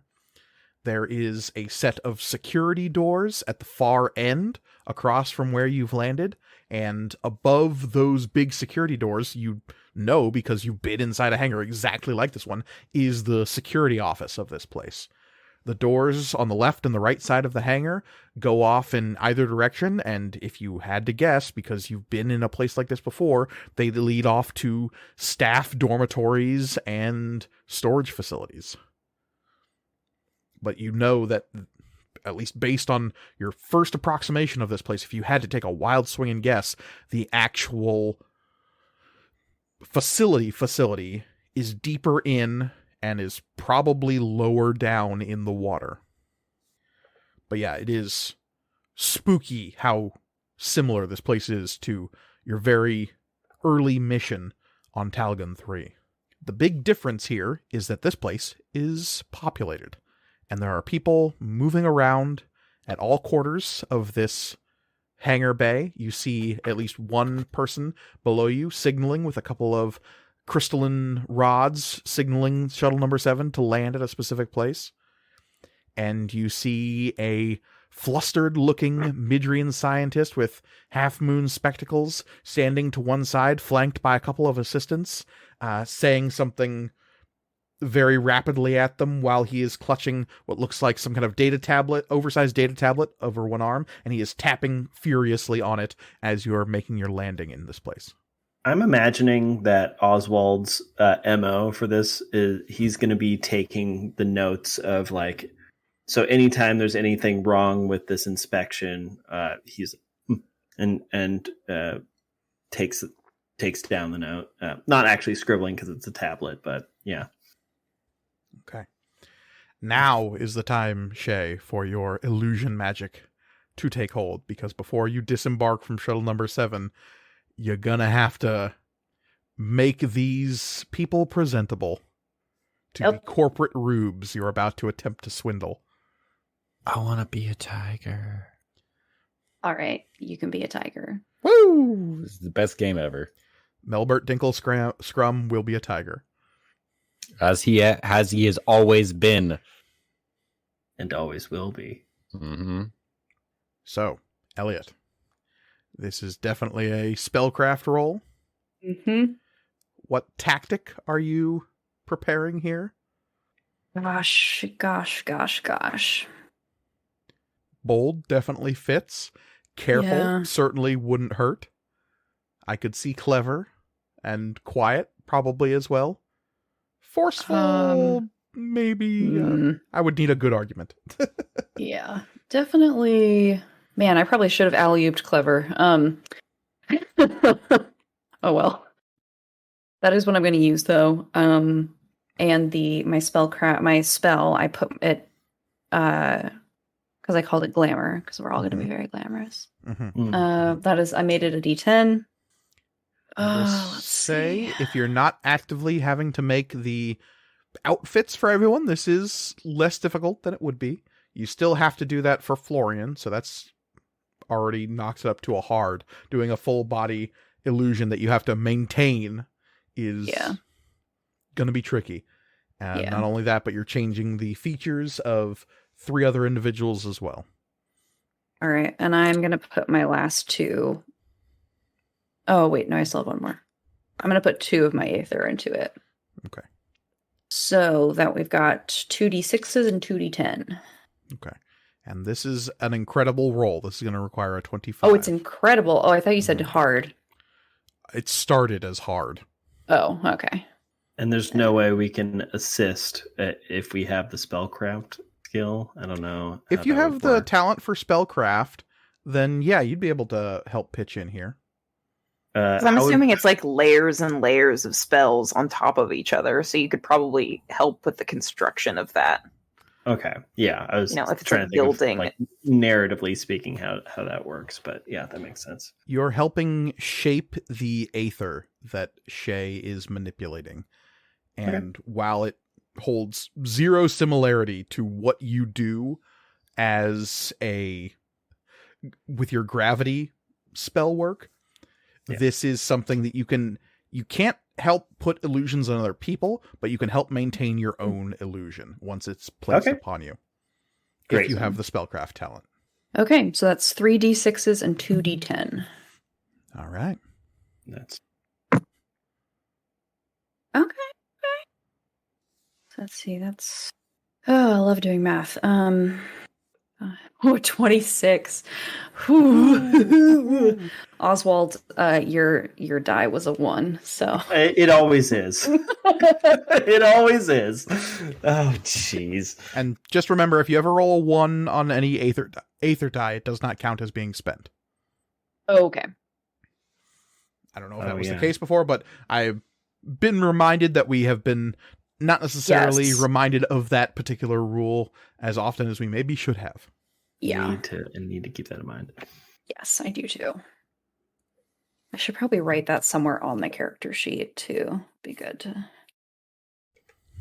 Maybe near where you keep track of your Aether die. Just rolling 1s doesn't count. It counts, it just doesn't subtract from the Aether pool. All right, so Elliot, what does everybody look like? So ogres aren't all bald, are they? Like, baldness is not like a gene. Okay. Florian, so we kind of talked about the look, the outfit a little bit. But so Florian as an ogre, since they have their forearms exposed, there's like some cool scars that kind of add to the toughness, and they have like a long braid that would probably look really cool if they were fighting, like whipping around. Shay's hair is just dark, it's just black. I don't know what Oswald's like feather patterning is normally. Yeah, it's mostly just like a brown, like a ruddy brown. Okay, so he's like his feathers are now like a really kind of not stark white. They're kind of like an off white, but it's still like pretty contrasty against the black vest. Like snow owl. Maybe some tinges of fawn at the end of some of the feathers, but mostly like an off white. And Amari is a tiger because he requested his ahead of time. Mm-hmm. He's great. Yeah. He's probably like a white, like a Siberian tiger. Okay. Yeah. Not what I asked for. No, I'm kidding. That sounds awesome. We're all very hashtag aesthetic. Oh, we look fucking awesome. So as this now corporatized Oracle Zero descends the ramp into this strange ice base owned and operated by Aegis Tech Solutions, you are greeted by Administrator Blandis Topian. He sees you coming down the ramp, gives you all a quick once over, and then like continues to tap at his data pad until the very last minute when your feet hit the deck of this hangar, and that's when he will glance up and clearly work to fix a smile on his face, a face that is unused to this sort of kind of forced cheer that he is adopting. And he will say, welcome to I Station K, welcome. Thank you. Jacqueline Dustfinger, head quality assurance officer. This is my team. Melbert Dinklescum, Javier Caliente, and Rick Danger on security. And there is a beat as the administrator will slowly accept all of those names and then say, welcome, Officer Dustfinger, was it? Yes. It's an interesting clan name. Anyway, welcome, like I said, Ice Station K. If your inspection... My clan was all killed in a virus outbreak, so thank you for that. Should I note this down? Yes. Insubordination, perhaps? Yes. Thank you, Javier. Rick Danger just makes a little like grumbly noise. Now that we have the pleasantries out of the way, operations manager, would you kindly take us on a tour? Oh, right. It's an administrator, but yes, of course. Note that down, Javier. Right. Well, these are my assistants, Lucilius and Tulia, and he will point to a couple of other Midrians behind him. They help me with the day-to-day. What exactly is it you're here to inspect? We are here to inspect the progress of Project Chimera, of what you are working on in terms of Project Chimera. I see. Is the director on his way then? Listen, there are a lot. Rick, let me handle this. There are... Rick is doing some fucking meditative breathing in order to not laugh. Rick, this isn't something you need to concern yourself with. I appreciate your loyalty, but I've got this. There are a great many facilities. Of course, yes. The can't possibly be expected to handle every single one. Why do you think he has us? After the disaster of the base over Talgan 3. We did hear about that.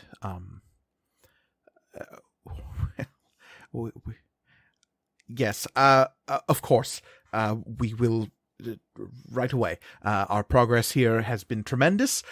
We were looking forward to the Typhon's arrival. We weren't sure if anyone was going to precede them, but I guess they are. Okay. Right this way then. Thank you. And he will lead you across the hangar deck towards the large security doors at the other end. You can see that there are people not milling about here, but there's definitely less activity here. It's not like people are going about tasks up here. It seems as though the people who are up here are just kind of off duty, besides the people who are actively maintaining shuttlecraft on the hangar deck. But those who are just like up on the catwalks or moving from place to place in the doors and the dormitories or the storage areas don't look as though they're actively doing jobs necessarily. They're just kind of hanging out. There are a couple of security personnel by the double doors that you're heading towards, and you can definitely see that the security office above, you can see the big wide windows looking in, and there's definitely activity happening up there. At most, you've seen about 25 people so far. The administrator will lead you towards those security doors and gesture towards the terminal to the side, and he will say, as you can see, we have the security situation here perfectly locked down. We would not have a repeat the mistakes of the Talgon 3 facility, like you said, so results of their own testing obviously were suboptimal, and we would hate for the director to have to the solutions found for the Talgon 3 situation are not required here, as our security is top-notch. Hope so. I suppose we'll be the judge of that. And he will go to the terminal, he will wave his identity badge in front of it, he will then lean down and stare at a little terminal that scans his face, and he will say a quick phrase, and it is the great working. Definitely write that down, Javier. Javier Caliente is definitely writing that down. Javier Caliente was the top note taker in his class. Yes. I don't even have to look. Can Javier be recording everything as well? Or is that going to be suspicious?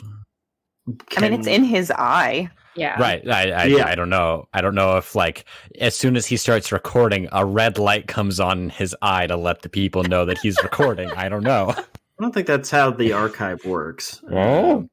The archive is a one-party consent state that just applies galaxy-wide. Mm-hmm. I mean, I would assume that I'd be recording. Okay, when did you start? I guess I didn't say anything. I could spend an experience point to have started before we got off the ship. Okay, yeah, that seems appropriate. And just to be clear, you are recording, you are not attempting to stream this straight to the archive right now? Nope. Okay. Absolutely not. Just making sure. Yeah. God, that would be so funny, though. It would be fun. It'd be funny. Cromwell's watching a live stream on the the archive and just like, wow, this looks a lot like that thing. Crazy. I guess everyone's setting up the same way. You know what's quality assurance branch? Yeah, you know what's unfortunate about this is that whatever this administrator is afraid of happening to this facility is definitely going to happen because we breached their security. It's literally currently happening. Oh, God. Fucking got his ass. Well, we won't be able to accomplish this a second time, is all we know. Yeah, we gotta really make this one count. Yep. The big security doors open ahead of you, and you are led down a long hallway. The last time you went down a hallway like this, you had to climb up it. Mm-hmm. But there was the weird gravity thing happening in that last hallway as well. Oh, yeah. And there is this kind of pop in your eardrums of pressure as you enter this hallway. You're not sure what's happening, but there's definitely a pressure differential that's hitting you here. And the temperature suddenly becomes much more manageable. Out in the hangar, it was freezing cold, and the only thing keeping atmosphere in that place were some very specific, like, radiation shields of the hangar doors opening and closing and little screens of energy keeping in the atmosphere. Here it seems something else is controlling the climate in this place, and you don't know what it is. but it is a sudden, abrupt change. And that is precisely when you see the sweat beginning to form on Administrator Topian's brow. His two assistants march behind you, and he is leading the way. Eventually, at the end of the hallway, you find yourselves at another set of doors. He will look back to you, smile again, and approach another security checkpoint that he will clear yet again. This one requires him to stick his hand in a small receptacle, and you see him flinch slightly as there is some kind of blood drawn. Can I approach and kind of like be... Can I watch this happen? Like, get up closer to him to kind of get like an eyeball on what exactly is happening. Sure. And he will nervously glance behind him, and you know he is seeing an ogre of perhaps svelter proportions than Florian might be otherwise. At the very least, the horn radius is certainly reduced by the illusion. That is not to say that your physical body isn't still in this space, so just be aware of that fact. These illusions are just that, illusions. Oh yeah, no, I'm not gonna get close enough that I like might accidentally gore this dude. I just want to like get up close and be like watching this go down. And he will like nervously glance back up at you and say, yes, well, as you can see, the biometric scanners are working properly. Obviously, only those people with their own biorhythms are recorded. Genetics, blood, voice imprints, facial scans. All of the improved security features are operational and working just as planned. Good. Florian will like raise a single eyebrow and just like single nod. Facial expression does not change. Right. And he will like take his hand away and like flex it a few times, and you see that there is some blood taken from each of his 5 fingertips. We're gonna need to steal that hand. We're gonna need to steal a lot of body parts. Mm-hmm. I mean, all we need is a hand. I can make it like be a hand again. And after I've done it before. That's true. Nobody heard that episode. That's true. After a moment, there is a dull buzz, and then the doors open, and you are greeted to yet another familiar sight, and that is an enormous pit opening up before you. This facility is an enormous cylindrical construct that descends down several levels. You are currently on a ringed platform at the top level. There's a lift just ahead of you that goes down near the center of this place, and each individual level appears to have a different sort of division or level of study to it, and you can see that there are windows and hallways leading off of those levels within this larger cylindrical empty space. So the center of the pillar that you're currently inside of is mostly empty, and it seems as though the facility itself radiates out from this central hole that goes down. You see, like the place in Talgon 3, the bottom level at the very bottom of this place beneath you is some kind of sprawling lab with machinery and technicians down there doing experimentation. You're not quite sure what the other levels are devoted to. There are no Fae in cages immediately visible, so that's a good start. Yeah. And as the administrator leads you over to the lift, he will say, where would you like to start? We are trying to get this done as quickly as possible. Javier, should we see where they've made the most progress or least progress first? Let's start with the most progress, I suppose. Best get the best foot forward. Most progress in regards to Project Chimera. Yes. I suppose. Of course. Yes. Right. Is there a problem, Administrator? No problem. No problem at all. We have made a lot of progress. You're really getting the sense that this guy maybe doesn't know what Project Chimera actually involves. I mean, it would make sense to have separate, research facilities, and they have no idea what they're working towards, especially if it is morally ambiguous. So we know that this facility, they are taking cog creations and researching what they do. Perhaps we could start with items of cog in Cogrish, correct, Mike? Cogrish. The items of Cogrish origin and see what progress you've made researching them.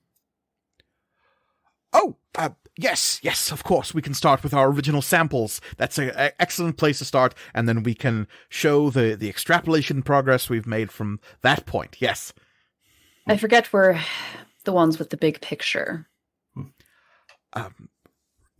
Yes, of course. Well, we will start with original specimens then. Bottom floor. That was we could just use the lift, and it will take us to specimen. Yes, and he leads you over to the lift. Haven't said anything and this entire time, and just. And this guy is clearly nervous about that fact. He dismisses his assistants mostly because the 7 of you wouldn't fit on this lift, and it is effectively just a hovering platform that goes down and up. In this particular instance, it goes down. As you descend, you get a quick look at all the different levels, and you can see that there are research labs, and you think more like experimental facilities branching off some of these levels. As you're moving past the 3rd level, and you can see that this place is split into 5 levels, including the bottom one. So you've got the top level, and then 1, 2, 3, 4, 5. And 5 being the floor of this central pillar. As you're passing the 3rd level, you would see something that definitely raises a couple of eyebrows. So if you're not careful about your facial expressions, and that is several gurneys being wheeled past down a hallway beyond the lift and past the catwalk. You see 3 gurneys being trolled past, and it looks like the bodies of Cog are on them. You don't know if they're alive or dead, but they're definitely Cogrish in shape, and they're being wheeled someplace else. As you descend further, you find yourself on the bottom level of this place. It is split into what looks like 6 big divisions that are all centered around some central hub in which Cogrish technology is the focus, and then observation points and labs are set up around each of those 6 points. He will lead you towards the nearest one and point to it and say, "This was, of course, the first specimen that we managed to recover from Noku."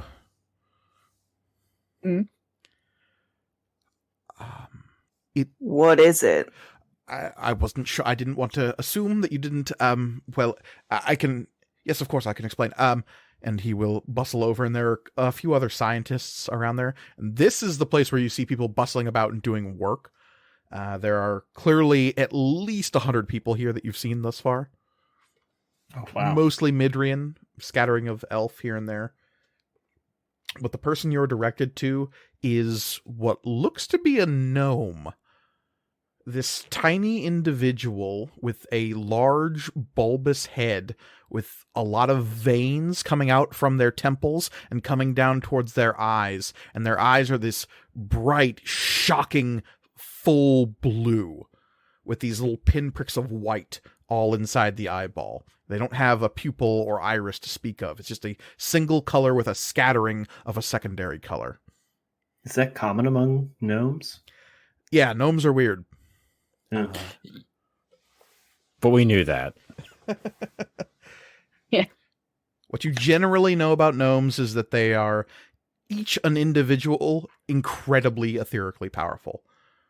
They're the next best thing to a magus in terms of power level. Mm-hmm. And they mostly use that power to tool about the galaxy and have a good time. As they should. oh man.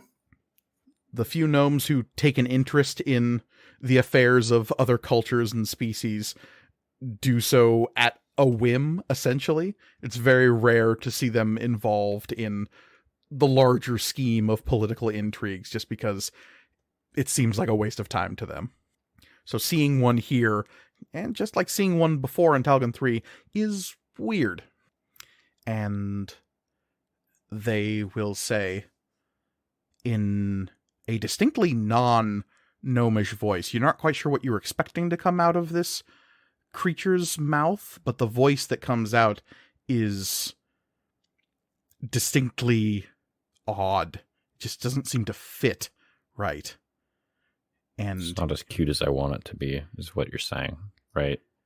no, it's the less squeaky gnome voice, and the voice that comes out is, greetings, Administrator.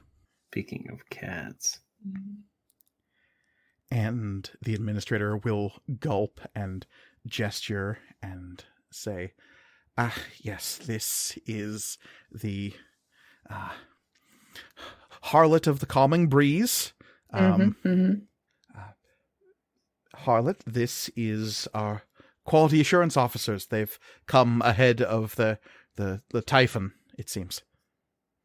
And the Harlot will glance between all of you.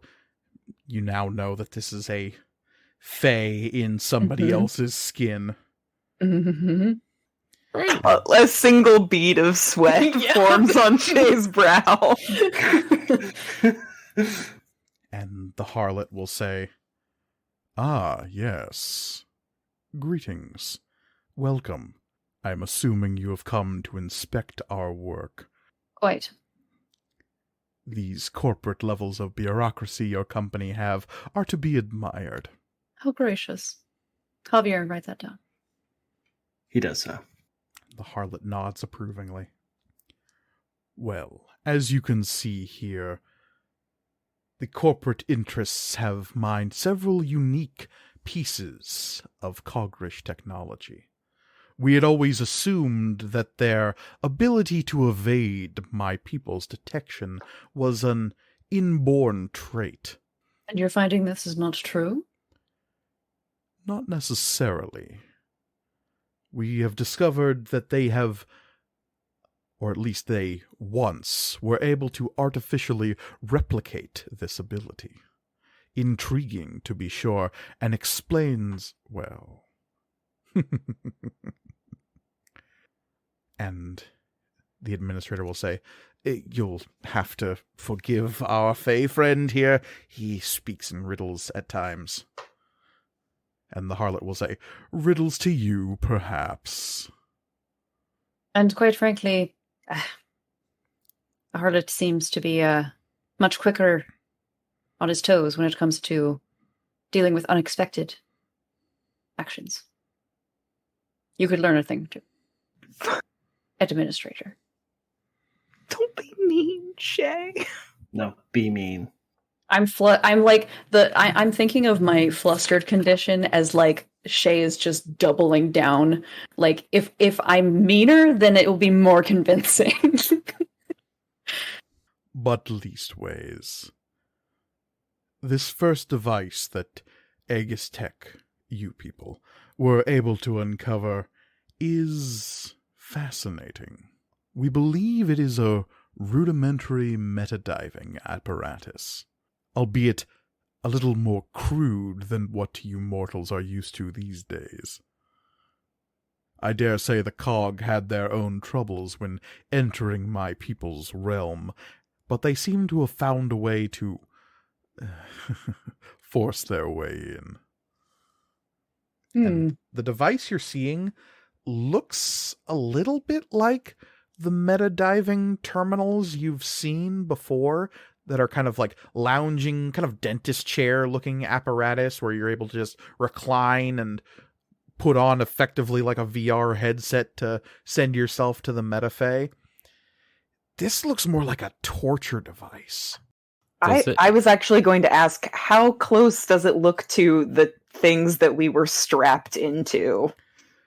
Way closer than you're comfortable with. Yeah. Yeah. Love it. Love to see it. Here comes the warlord or whatever his name was. But it looks It's just your older old friend. and nastier. Yeah. Because even those were fairly modern in their approach. This... Now, none of you have any kind of medical backgrounds, but the sort of protrusions that come out of this chair really do look like they're intended for somebody's spinal cord. Yeah. It's like an amnesia-ass looking chair. Yeah, it's not pretty. And the harlot will circle it once, his tiny little gnomish body, barely taller than Oswald normally stands, but with kind of upsetting, childlike proportions, but with a large, bulbous head. The body itself seems almost too frail to be able to support a head of that size.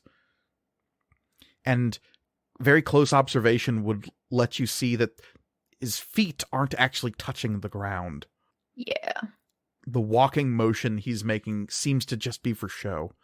And even as he walks around it, he walks up what appears to be an invisible set of stairs until he is level with a spike near the back of the device, which he will touch with one of his fingers and say, "Crude, but effective."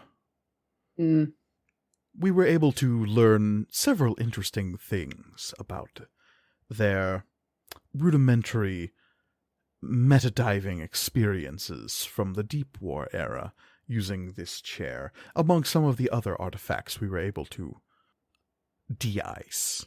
Ranking. So experimentation has been successful? I should say so. Now, the exact limits of what we are able to produce are somewhat less dramatic than we were hoping. The real stealth capabilities of the cog have yet to be replicated in another subject. Well, at least another subject who would then survive. We've had several successful attempts, though the end result has always been subject termination. Unfortunate. Yes, but while they were implemented, they were undetectable within the metafey. An interesting development. Indeed. Have you been able to determine what the subject limitations were? Internal organs seem to have been a very large barrier to the process. Florian just immediately regrets his question.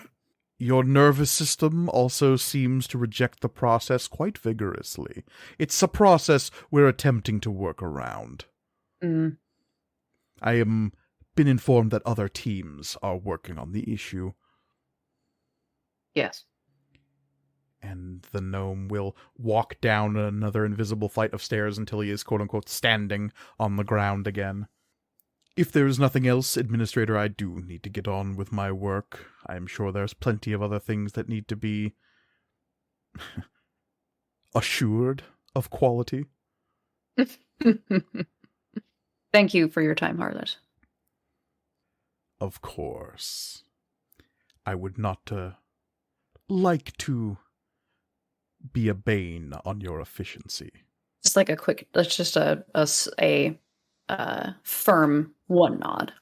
And the gnomish face will smile at you and go back to another workstation and begin discussing sciencey things with another scientist. Shay will look at Amari. Melbert, your thoughts so far? They seem to be making interesting progress. I'd be interested to see what else they have in store. Excellent. And the administrator will, clearly now sweating, will nod and say, very well, we can bring you over to our secondary acquisition. He's kind of like glancing nervously towards the harlot and back to you, and then say, right this way. And you are led to a large tube that is set up The tube. in the center of another section of research.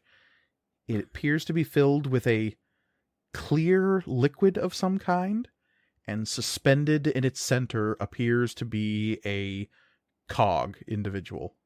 Like living or like desiccated and mummified? Not either of those. Schrodinger's cock. Great. Good. Wait, did you say that they are, the cog is like frozen? It appears to be just suspended in this tube of liquid. It is clearly dead, but the kind of dead of like something preserved in formaldehyde. Okay. Got ya. Yuck. And there are tubes and apertures beneath this larger suspension tube. There is a big, thick trunk of technology at the base of this suspended cogs prison, and you see tubes and wiring leading from it. There are several ports on the tube itself that you can see lead to intravenous lines that are attached to the cog's body, and occasionally some attendant wearing gloves and a face mask and PPE gear will come up and stick a huge syringe in one of those ports and begin drawing out some dark liquid. And the administrator, who seems to relax a little bit when not in the presence of the Fae, will say, this specimen was remarkably preserved when we found him. We've been able to replicate several examples of his species from original, we believe, pre-Rendrox disease cogrish biology. Finding a sample of one who does not appear to have any symptoms of crystal plague infection is remarkable, to say the least. Yeah, I was gonna say that's fairly well known, right? Like, yes, there is a disease, a genetic disease that most cogs suffer from these days, called the Vendrox disease.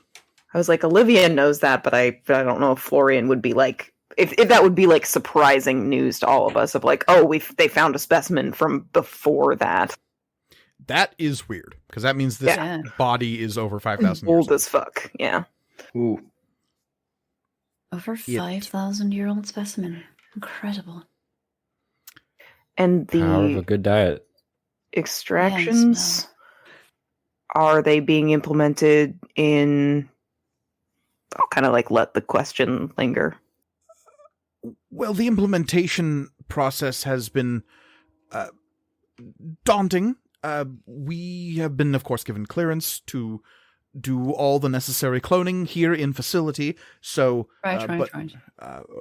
recreating consciousness has not been something we've attempted at all, of course, as per strictures. But the tissue samples alone are invaluable. And what have you learned from them so far?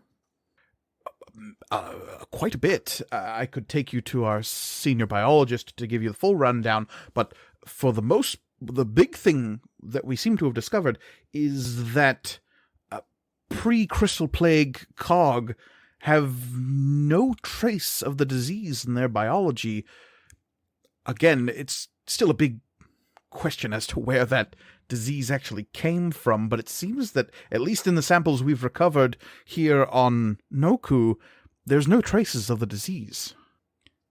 I know that's not exactly our primary research aims here, but it is something of note, and could be useful in other areas. Other departments, perhaps, might find our findings extremely valuable. Perhaps. Javier, make a note. Already done. Do you have any That's why you're the documentation to back this up?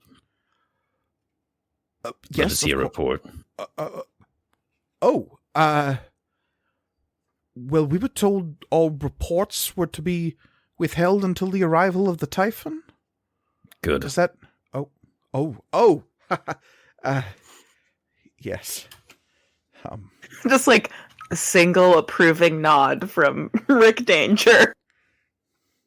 It's like, Yes, and Javier does take a note of that approvingly. Huh. The administrator kind of smiles to himself, like he just this passed poor some kind guy. He did. I don't feel bad for He- this man. Oh, I don't either, but just like fucking his worst day. Oh, and it's gonna get so much worse once we're here. Oh, it's Yeah. Yes. We will send all that to the Typhon when the research drop arrives, of course. Right. We moving on then. And he continues to take you on a tour of the other 4 big things that they have found on Noku. The other items of interest that they recovered from the ice include some ancient cogrish thinking machine that appears to somehow allow the cog to create their own version of the metanet in some way. It's a rudimentary data network that the researchers here are only just beginning to understand and unpack. The fact that they're able to network machines together without using etherics is still something they're still struggling to figure out. Oh shit, it's Wi-Fi. Does that seem similar to me to what was happening on Talcon 3 in terms of the kind of closed off network? Or was that just sort of a metanet that was closed off? I don't remember how weird that was in universe. That was relatively weird. Okay. And the way they're describing it does seem familiar. Okay.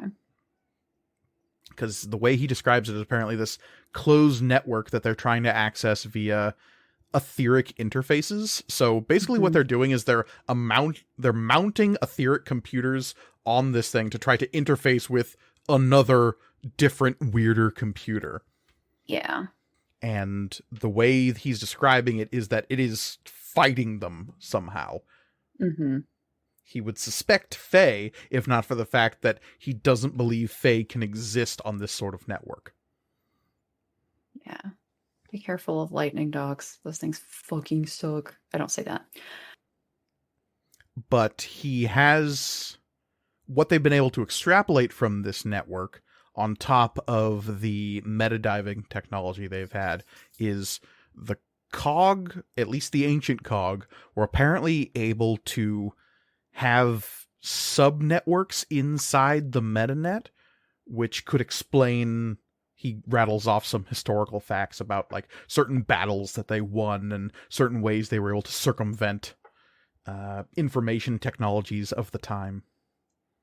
And I think throughout this, Shay is asking like kind of boring, but like seemingly like on brand message, questions about like safety protocols and like everyone's signing the right documents so that Aegis Tech doesn't like get sued or whatever. Like inspection seeming questions. Mm-hmm. And it's enough to keep the administrator on his toes and like answering all those questions. Yeah. What's your current head count? You would learn that there are 271 people at this facility. 200 of them are scientific personnel. Most of the others are either engineers, security officers, or systems management individuals, basically janitors. Mm-hmm. And they may have maintained that number for 7 years. Morale is apparently at an all-time high after a recent breakthrough in some of their findings where the kind of stealth systems are concerned. Something that is actually kind of news to all of you is this idea that the cog can somehow evade Fey detection. I was wondering about that, yeah. Yeah, no, that's weird and new. Like, that is not something that's advertised by the cog. Or the Fey, for that matter. Yeah. I mean, both, it would be, advantageous for both parties to not reveal that information. Mhm. Yeah. And apparently they have a way of, like you were kind of hinted at with the harlot, they have a way of synthesizing it. If they try to use mortal people, it results in catastrophic organ failure and nervous system breakdowns. Ain't that always the way? They have not attempted to apply this process to any Fey participants because they're afraid of what might happen. And they're Unlimited power. you are aware that apparently there is some kind of deal with the Court of Air happening here, and you knew that this was the case, but you don't exactly know what the deal is, and you don't think this administrator does either. He seems really afraid of the harlot of the calming breeze. Yeah, Bitch, me too. The fuck? And there's a definite implication when he talks about the harlot that, like, seeing a she inhabiting another person's body, encountering a changeling, is bad enough. Encountering a gnome changeling is terrifying, because it shouldn't be possible as far as most folk are concerned. Mm-hmm. Like, gnomes are just too etherically powerful. You wouldn't think one would fall for that. It sort of implies that it was willingly done. I was just about to say, I was like, there had to have been either some sort of great manipulation going on there, or it was like it's a partnership. Yeah. Which is troubling, to say the least. And the administrator is definitely, like, aware of all of those facts and super skeeved out by them, and is kind of trying to, like, worm any information that you might have about it out of you, but clearly you don't know anything, so that's a non-starter for him. Now, whether or not you want to seed false information towards him, that's another matter entirely. We're not great at lying. No. This is like the most we've ever done, and I feel like Shay anyway. Well, no, it's me, not Shay. I am feeling like the longer this goes on, the more quickly our luck is going to run out. The other things that you're shown in terms of what was taken from Noku are cogrish devices that you don't quite understand. It is a lot to do with some kind of chemical interchange. The running theory right now is that the remaining devices are some kind of suspension equipment to render somebody chemically suspended as a, like, preserving their physical bodies for some length of time. The remaining 3 devices were found with the remains of other cog that had deteriorated to such a point that really only the hardware remained. They think that all of these devices were actually attached to the cogrish individuals at a certain time, and he can show you, like, charts and holographic displays of where they theorize some of these things fit, and as you're shown these holograms, you get flashbacks from Talgon 3 of those cogrish cyborgs. Yeah. And he will say, based on what they've been able to extrapolate from these technologies, it could possibly suspend a cog indefinitely if they're kept in relatively good shape. How correct are they based on what we remember? They're clearly older. They seem bulkier and more less efficient, I guess. There's more stuff on them, more tubes, more piping, more boxes of things that would have been attached to the body. The ones you saw on Talgon 3, while grotesque in your own point of view, are downright sleek compared to the horrible torture devices these seem to have been strapped to the bodies of other Cogrish individuals. You gotta imagine these huge box-like constructions attached to the shoulders and coming back over the neck, these large piping that comes down from what you presume would have been the head and attached to those boxes, more tubing coming down off the body and looping down into what was probably the torso at one time, and this large apparatus at the chest that attaches to the shoulder boxes and seems to be some kind of electronic support device. It's like somebody walking around in a modified iron lung. Ew. Not a fan of that. No. And like I said, the ones you saw in Talgon 3 are like that with none of the brutalist aesthetic. It's that boiled down to the simplest form of tubes and grotesque artifice built onto the body, but reduced in size and increased in quality and capacity. And so, I'm sorry, have they determined... you said they could be suspended indefinitely. Is that in... like, have they determined the original purpose of these suits?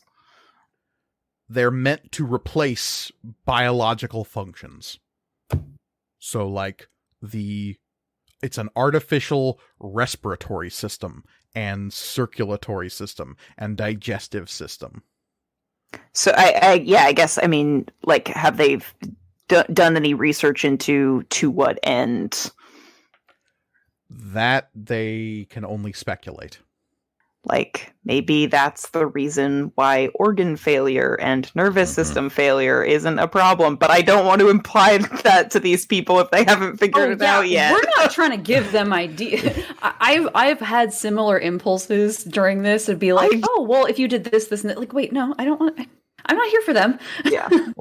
The idea that they couldn't put these big brain scientists and not realizing that, just like, oh shit. It's the like, what's the gif of the architecture student taking the thing and just flipping it upside down and it going, oh shit, that's it. So I guess that is Florian's next question is, has there been any research into implementing these on non-Cogrish subjects? Well, yes. Though the replication of the apparatus itself has been trying. Some of the underlying technology is, well, archaic to say the least, and barbaric, honestly. We have our directives, but trying to use this technology in unison, based on our approximations of Cogrish height and weight differentials, it doesn't seem as though an individual using this apparatus would have been able to sit in the metadiving chair that we found. Doesn't even seem possible, just on a square peg, square hole kind of situation. So we don't think that was their solution, but we have tried with mixed results. The outcomes were not optimal. Any Gross. test results that result in complete lack of sapient faculties has been deemed it is not within our mission parameters. Right. We do not have the facilities or the personnel for psychological rehabilitation that might be necessary should we pursue that particular venue of research. If the director wishes to utilize that direction of research, it will be in our full report when the Typhon arrives next week. Excellent. And we'll make note of it as well. The fact that we got here like a week before the... Can you imagine if we were like, let's take a week off and then we'll go? Just like... Oh, shit. But, well, we can move on from the ground floor, as it were. If you've seen everything you need to see down here. Yes, I think that'll be sufficient. And he begins leading you back up the levels of the rest of Ice Station K here on Tio Shin. You are led through layers and layers of scientific experimentation that sicken you, that interest you, that make your minds itch and your bellies turn. They're cloning cog here. A single cog. Every one you see on a slab is the same face over and over and over again. Mm-hmm. They're replicating technology that they don't fully understand here. They are trying to create a piece of something in Project Chimera that will allow whatever this thing is to be rendered invisible to the She. That is what they're trying to accomplish here. It's an upsetting thought. And one that when you add it to the other things you know about the other bases you've seen, raises all sorts of questions that some of which you already had, but precisely what Project Chimera is intended to do is beginning to take shape now, and it's not good. Yeah, like it was too much to hope for the bad to go all the way around and back to good, but it ain't doing it yet. Yeah. At this point, you don't know if it ever will. No, probably not. But as you make your inspections through this place, maintaining your cover fairly well the whole time, you learn that yes, the Typhon is apparently scheduled to be here next week. Roughly 10 cycles from now. It would be around the same time that the Storm's Repose is scheduled to leave. Mm-hmm. And that raises some big questions that you all have. And what your next move is here, you don't know. But as you are finishing up your investigations of this place, if there is any last moment things you wish to accomplish here in Ice Station K? Can I spend XP to say I have a bomb? How big of a bomb? The bomb. I got a lot of XP. No. I am kidding. That is partially shout out to listener Chris Goshi for he did that in a Blades game that I ran with Elliot, and it was very good. It was extremely good. But no, I don't have a bomb. Very good.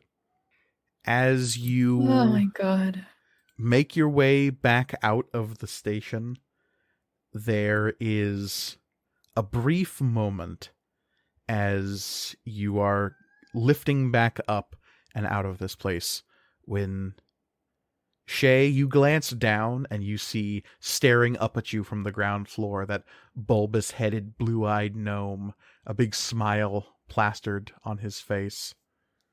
Motherfucker can see through all of this shit. Yeah. Oh, yeah. Yeah. He knows too much. And it's that thought of discomfort that itches at the back of your neck on your way out of this place. And it is that thought of discomfort and that thrill of uncertainty that makes your hearts stop when the second door in the large hallway doesn't open for the administrator's password. And when the alarms begin to sound in Ice Station K, that uncertainty suddenly locks in to absolute certainty. And when the voice over the intercom says, "There are intruders in the base," you know that something has gone terribly wrong in Ice Station K. But precisely what that is, we'll have to wait until next time. Oh, we're going to have to find those intruders. Yeah, I was gonna say. Shay's immediate response is, "Oh, your security systems are all in perfect working order, are they?" Exactly. Because as always, you can find us online at MatcomRPG on Twitter and Instagram. You can also email us at materialcomponentsrpg@gmail.com. We always love hearing from all of our listeners. You can find me on Twitter at CryOutOlivia. I am always there talking about D&D and other RPGs and also just a lot of other nerd stuff. So come hang out. You can find me on Twitter at Elliot C. Lewis. I'm an illustrator and graphic designer, doing a lot of tabletop RPG and other fan art. You can also support me on Patreon and Ko-fi. Links to both of those are in my Twitter profile. You can find me at The Readamus on Instagram and Twitter, where I post jokes and lots of photos of nature. So come check it out. And you cannot find me on social media, but what you can do is support our show by rating and reviewing it on whatever platform you're listening to it on. Please, please, please do so. Indeed, and finally, you can find me personally on Twitter and Instagram at MKGorgoni, where I'm always happy to talk about all things material components. But as always, the world is chaos, so please, be kind to each other. Goodbye, everybody. Goodbye. Bye. Goodbye. Bye.